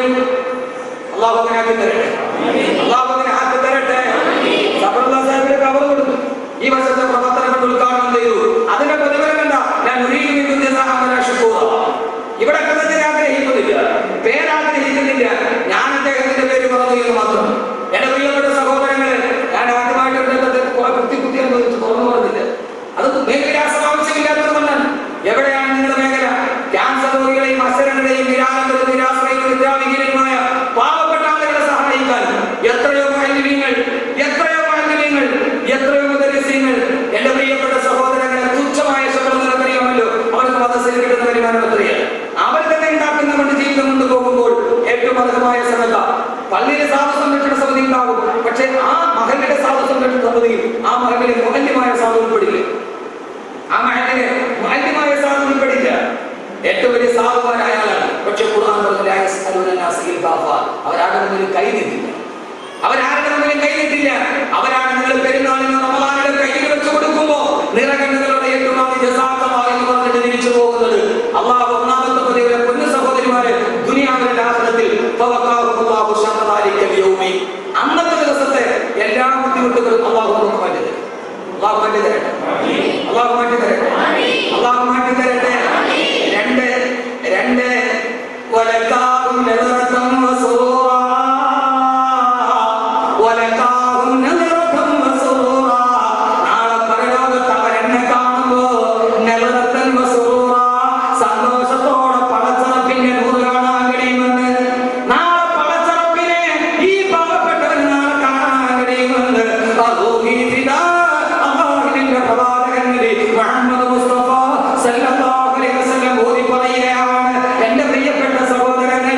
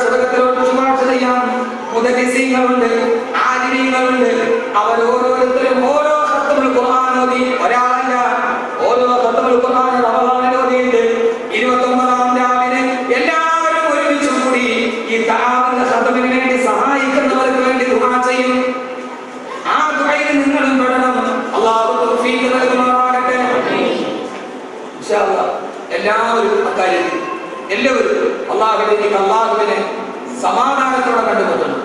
അള്ളാഹുവേ നീ അക്കൂട്ടത്തിൽ അനുഗ്രഹിക്കണേ തമ്പുരാനെ. ആഖിറത്തിലാവർ പറയണം, വലിയ വിഷയം. അള്ളാഹു കബൂലാക്കട്ടെ, അള്ളാഹു കബൂലാക്കട്ടെ. അള്ളാഹുവേ ഇതിനേക്കാൾ വലിയൊരു ദുആയുണ്ടോ? സഹോദരങ്ങളെ, ഞാൻ പെരിന്തൽമണ്ണയിൽ പ്രഭാഷണത്തിന് പോകുമ്പോ എന്നെ കാണാൻ ഒരു ഭാര്യയും ഭർത്താവും വന്നു. കയ്യിലൊരു പൊന്നുമോളുണ്ട്, 1.5 വയസ്സുള്ള കുഞ്ഞിരിക്കുന്ന പൊന്നുമോൾ. കണ്ടപ്പോഴേ കളിയുമാണ്. ഞാൻ ആ കുഞ്ഞിനെ കൈ നീട്ടിയെടുത്തപ്പോ ഉമ്മ കരയുന്നുണ്ട്. ഉസ്താദേ, ഞാൻ പറഞ്ഞ നല്ലൊരു പൊന്നുമോളല്ലയോ ഉസ്താദേ, ഇത് കണ്ടോ എന്ന് ചോദിച്ചിട്ട് തലയിൽ കെട്ടിയിരിക്കുന്ന ടവല് മാറ്റുമ്പോ തല 2ആയിട്ട് വെട്ടിപ്പിളന്നിട്ട് ഓപ്പറേഷൻ ചെയ്ത് കൂട്ടി വെച്ചിരിക്കുകയാണ്. സഹോദരങ്ങളെ, ബ്രെയിൻ ട്യൂമർ വന്നു 1.5 വയസ്സിൽ. ട്യൂമർ എടുക്കാൻ തല 2 വെട്ടിപ്പിളന്ന് 1.5 വയസ്സുള്ള പൊന്നുമോൾ. ഉസ്താദെ, 2ാമത് ഡോക്ടറെ പരിശോധിച്ചിട്ട് പറഞ്ഞു ഇനിയും ട്യൂമർ ഉണ്ടെന്ന്. ചെറുപ്പക്കാരൻ പറഞ്ഞു 18 വർഷമായി ഗൾഫിൽ ജോലി ചെയ്യാൻ തുടങ്ങിയിട്ട്. ഉസ്താദെ, വിവാഹം കഴിഞ്ഞ് 12 വർഷം നേരത്തെ നോട്ടിൽ നിന്ന് കിട്ടിയ പൊന്നുമോളാണ്. ഒറ്റമോളയുള്ളവർക്ക് ട്യൂമറാണ്. ഞങ്ങൾ നാളെ റിസൾട്ട് പരിശോധനയ്ക്ക് പോവുകയാണ്. ഞങ്ങളുടെ മോൾക്ക് ഒരു രോഗം ഇനിയുണ്ടെന്ന് പറയരുത്. ഉസ്താദെ, ഒന്ന് ദുആ ചെയ്യണം. കരഞ്ഞു പോയി സഹോദരങ്ങളെ. അന്ന് രാത്രി ആലിമീങ്ങളുടെ ഹാഫിദീങ്ങളുണ്ട്, 3 സലാത്തുകൾ ദുആ ചെയ്തു. സഹോദരങ്ങളെ, ഏറ്റവും അവസാനം 3 ദിവസം കഴിഞ്ഞിട്ട് അവരുടെ വിവരം വന്നില്ല. 7 ദിവസം കഴിഞ്ഞപ്പോഴാണ് പറഞ്ഞത്, ഉസ്താദെ എല്ലാ പ്രശ്നങ്ങളും റിസൾട്ട് വന്നു ഒടിവായി. കാരണം എന്താ? ഡോക്ടർ പറഞ്ഞു 90% വരാനാണ് സാധ്യത, ഒടിവായി പോയി എന്ന്. സഹോദരങ്ങളെ, ദുആയുടെ പവറാണിത്. അല്ലാഹുവേ, ഈ സദഖ ചെയ്യുന്ന ഓരോ സഹോദരങ്ങൾ എല്ലാവർക്കും നീ അർഹമായ പ്രതിഫലം നൽകി അനുഗ്രഹിക്കണേ തമ്പുരാനെ. അല്ലാഹുവേ, അവരെ എന്തെങ്കിലും പ്രയാസങ്ങളുണ്ടെങ്കിൽ അല്ലാഹുവേ ഇതിന്റെ ബറക്കത്ത് കൊണ്ട് മാറ്റിക്കൊടുക്കണേ തമ്പുരാനെ. അവരുടെ പൊന്നുമക്കള് മരിക്കുന്നത് വരെ എല്ലാവിധ രോഗത്തിൽ നിന്ന് കഷ്ടപ്പാടിൽ നിന്ന് കാക്കണേ അല്ലാഹുവേ. പടച്ചവനെ, അവർക്ക് എന്തെങ്കിലും പ്രയാസങ്ങളുണ്ടെങ്കിൽ നീ മാറ്റിക്കൊടുക്കണേ അല്ലാഹുവേ, നീ മാറ്റിക്കൊടുക്കണേ തമ്പുരാനെ. എല്ലാവിധ ഖൈറാത്തുകളും നൽകി അനുഗ്രഹിക്കണേ തമ്പുരാനെ. അല്ലാഹുവേ, മരിക്കുന്നത് വരെ കീറി മുറിക്കപ്പെടുന്ന രോഗത്തിൽ നിന്ന് നീ കാക്കണേ അല്ലാഹുവേ. എല്ലാവരും സഹോദരിമാരും അവരവരുടെ കയ്യിലുള്ള സദഖകൾ വക്കലുമായിട്ട് പ്രവർത്തകർ വരും കൊടുക്കുകയും. സാധാരണ വെള്ളിയാഴ്ചകൾ പോലെ 10 രൂപ 20 രൂപ ഒരു വെൽഫെയർ ഫണ്ടാണ്. നിങ്ങളെ കൊണ്ട് കഴിയുന്നു കതിരി വസന്തായിരുന്നു. നിങ്ങളെ കൊണ്ട് കഴിയുന്ന ഒരു നല്ല സദഖ ഇൻഷാ അല്ലാഹ് 29-ാം രാവിലെ ഓരോരുത്തരും ഖത്മുൽ ഖുർആൻ ഓതി എല്ലാവരും കൂടി എല്ലാ ഉസ്താദന്മാരും ഒരുമിച്ച് കൂടി ഖുർആൻ ഉണ്ടാവും. അല്ലാഹു സ്വീകരിക്കുമാറാകട്ടെ. അല്ലാഹു സുബ്ഹാനഹു വ തആല ഖൈർ ബറക്കത്ത് നൽകി അനുഗ്രഹിക്കുമാറാകട്ടെ. അല്ലാഹു സുബ്ഹാനഹു വ തആല എല്ലാവിധ ഖൈറാത്ത് നൽകി അനുഗ്രഹിക്കുമാറാകട്ടെ. എല്ലാവരോടും ഞാൻ ഒരൊറ്റ കാര്യം കൂടി ഓർമ്മിപ്പിക്കുകയാണ്. സമയം ഏറെ വൈകി. നമ്മുടെ ഈ ജീവകാരുണ്യ പ്രവർത്തനത്തിൽ ഇതിന്റെ പ്രതിഫലം എന്താ? അള്ളാഹുവിനെ തഹജ്ജുദ് 2 പ്രതിഫലം. ആഖിറത്തിന്റെ കഷ്ടപ്പാട് മാത്രം അള്ളാഹു സുഖമായിട്ട് കാണാൻ. അത് ഈ ജീവകാരുണ്യ പ്രവർത്തനത്തിന് അള്ളാഹു തൗഫീഖ് നൽകട്ടെ. ഒരൊറ്റ കാര്യം കൂടി സഹോദരിമാരും, ലോകത്തെല്ലായിടത്തും ആളുകളെ സഹായിക്കാനുണ്ട്. പക്ഷേ പാവപ്പെട്ട ആരെങ്കിലും സഹായിക്കാൻ ആകെയുണ്ടായ ഒരു സംഘടന ദാവത്തുൽ ഖദർ. അതിന്റെ യഥാർത്ഥ പറയും ബഹുമാനായ അള്ളാഹു ആരോഗ്യമുള്ള ദീർഘായുസ്സ് നൽകി അനുഗ്രഹിക്കുമാറാകട്ടെ. ഇവിടുത്തെ നമ്മുടെ ബഹുമാനായ സി കെ അബ്ദുൽ ഉസ്താദ്, നമ്മുടെ ഇവിടുത്തെ ആണെങ്കിലും എൻ്റെ ഉസ്താദാണ് അബ്ദുൽ ഉസ്താദ്, എൻ്റെ ഉസ്താദാണ് അബ്ദുൽ ഉസ്താദ്. അള്ളാഹു ഉസ്താദിന്റെ ആരോഗ്യമുള്ള ദീർഘായുസ്സ് നൽകി അനുഗ്രഹിക്കണം. ഉസ്താദ് ധാരാളം ഇതിനു വേണ്ടി കഷ്ടപ്പെട്ടിട്ടുണ്ട്. ധാരാളം. ഞാനൊരു കഴിഞ്ഞ വെള്ളിയാഴ്ച വരാത്ത ഉസ്താദിനെ കുറച്ച് ബുദ്ധിമുട്ടുകൾ ഉണ്ടായിട്ടുണ്ട്. ഞാൻ നിർത്തിയാണ്. കാരണം അവർ വിസയൊക്കെ എടുത്ത് പരിപാടി അറിഞ്ഞിട്ട് ഞാൻ പോയില്ല. പിന്നെ അവർക്ക് അവിടെ ചില പ്രശ്നങ്ങളൊക്കെ ഹുക്കൂമത്തിന്റെ പ്രശ്നങ്ങളൊക്കെ ഉണ്ടാകുന്ന അവസ്ഥയെത്തി. 2 പറ്റാതെ ഞാൻ കിടന്നിങ്ങനെ ഓടുന്നു. അവസാനം ഏതായാലും പോയി ഇവിടെ ഒരുമിച്ച് കൂടാൻ പറ്റി. സഹോദരങ്ങളെ, ഒരു കാര്യം നിങ്ങൾ ചെയ്യണം. മറക്കൂ 994 SSLC പരീക്ഷയ്ക്ക് ക്വസ്റ്റ്യൻ പേപ്പറിൽ ഒരു ക്വസ്റ്റ്യൻ ഉണ്ടായി. കാസർഗോഡ് ജില്ലയിലെ ശർക്കര പഞ്ചായത്തിലെ മുഹമ്മദ് UP സ്കൂളിൽ 7ാം ക്ലാസ്സിൽ പഠിക്കുന്ന ഹരിത എസ്പനോവ എന്ന 12 വയസ്സുകാരിക്ക് ഒരു കത്തെഴുതുക.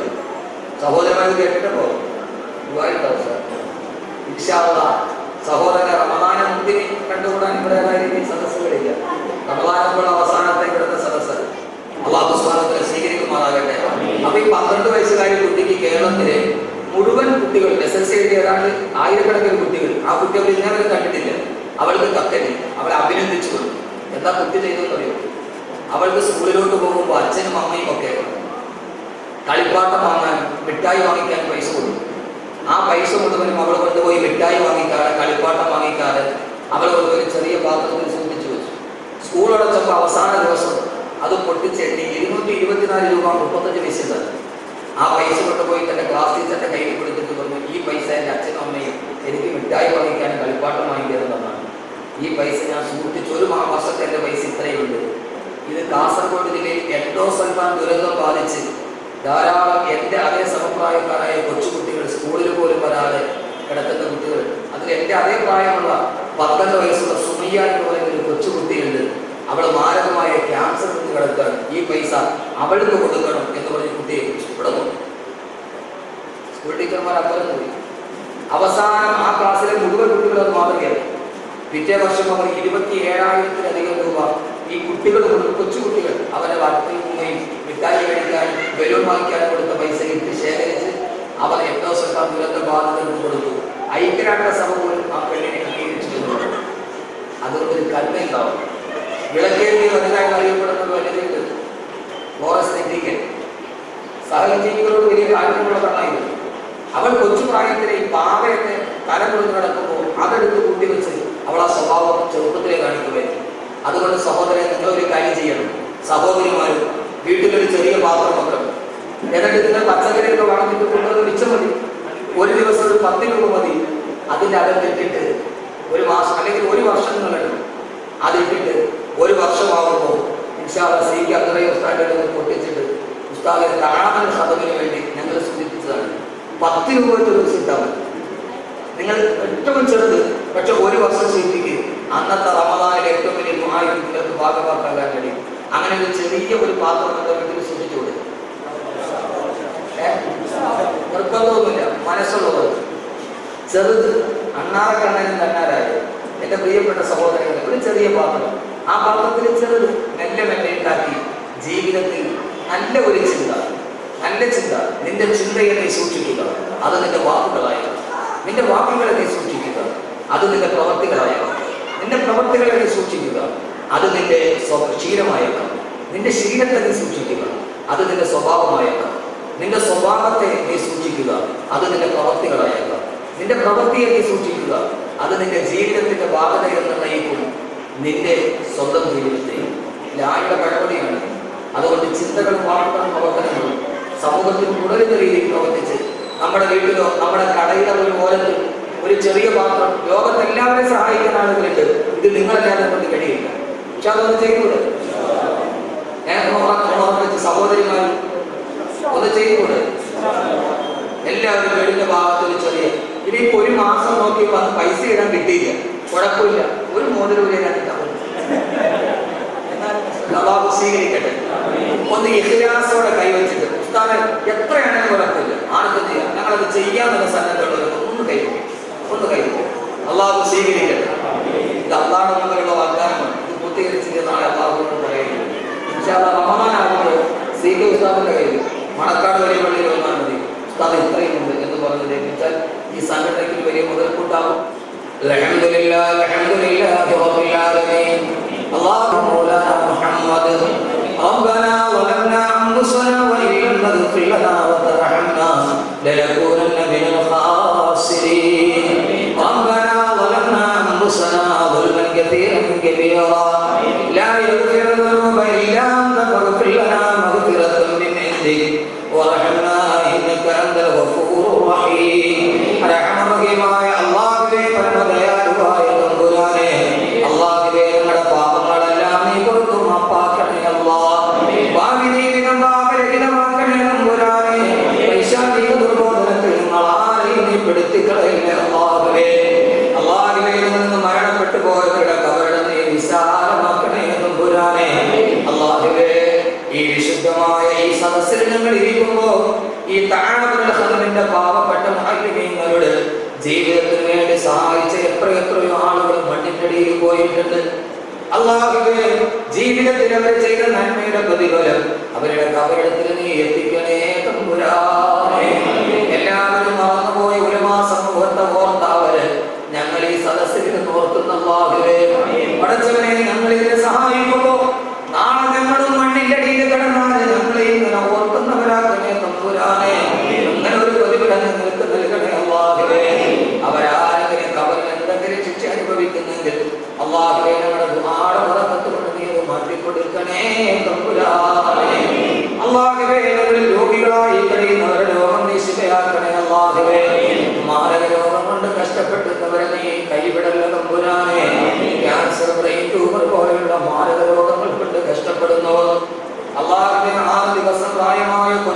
മുതൽ 66 വയസ്സുള്ള വയോവൃദ്ധം വരെ RCCയിൽ കിടന്ന് നരകിക്കുകയാണ്.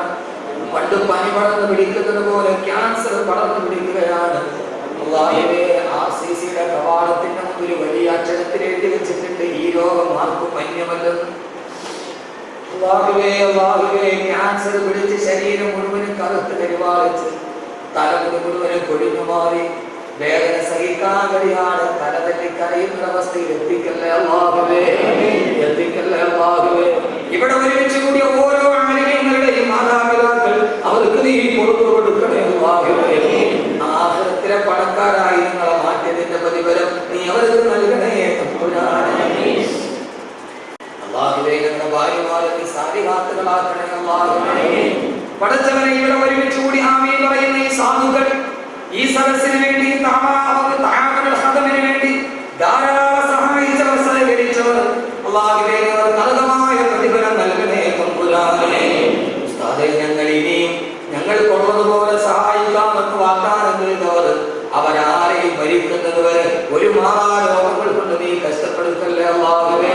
ഒരു കച്ചവടക്കാരന്റെ കച്ചവടത്തിൽ ബറക്കത്ത് നൽകണേ തമ്പുരാനേ. കഷ്ടനഷ്ടങ്ങളിൽ നിന്ന് കാക്കണേ അല്ലാഹുവേ. ഉരുവേല ചെയ്യുന്നവരും ഓട്ടോറിക്ഷ ഓടിക്കുന്നവരും ഫുട്പാത്തിൽ ജീവിതം തള്ളി നീക്കുന്നവരുമുണ്ട്. ആരെയും വിട്ടുകളയല്ലേ അല്ലാഹുവേ.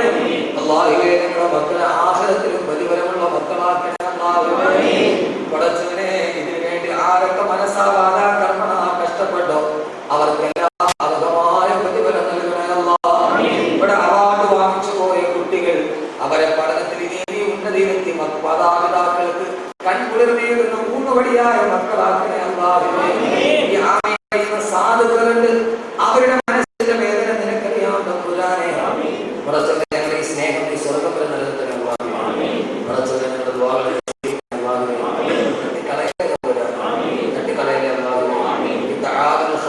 ആരൊക്കെ സഹായിക്കുന്നു അവരെ നീ സഹായിക്കണേ അല്ലാഹുവേ. ഇലാഹി ഖുദുക ലാസിയത്താക വകുറബ ബിദുനൂബി വഖദഅക വഇൻ തഗ്ഫിർ ഫഅന്ത ബിദാ കാഫിർ വഇൻ തത്റുക ഫമൻ യർഹം റബ്ബന റഹ്മനാ ഉമ്മഹാതിനാ കമാ റബ്ബുനാ സിഗാ വസല്ലി അലാ നബിയിൽ മുസ്തഫ മുഹമ്മദ് സ്വല്ലല്ലാഹു അലൈഹി വസല്ലം വഅലാ ആലിഹി വസഹ്ബിഹി അജ്മഈൻ സുബ്ഹാന റബ്ബിക റബ്ബിൽ ഇസ്സതി അമ്മാ യസിഫൂൻ വസലാമുൻ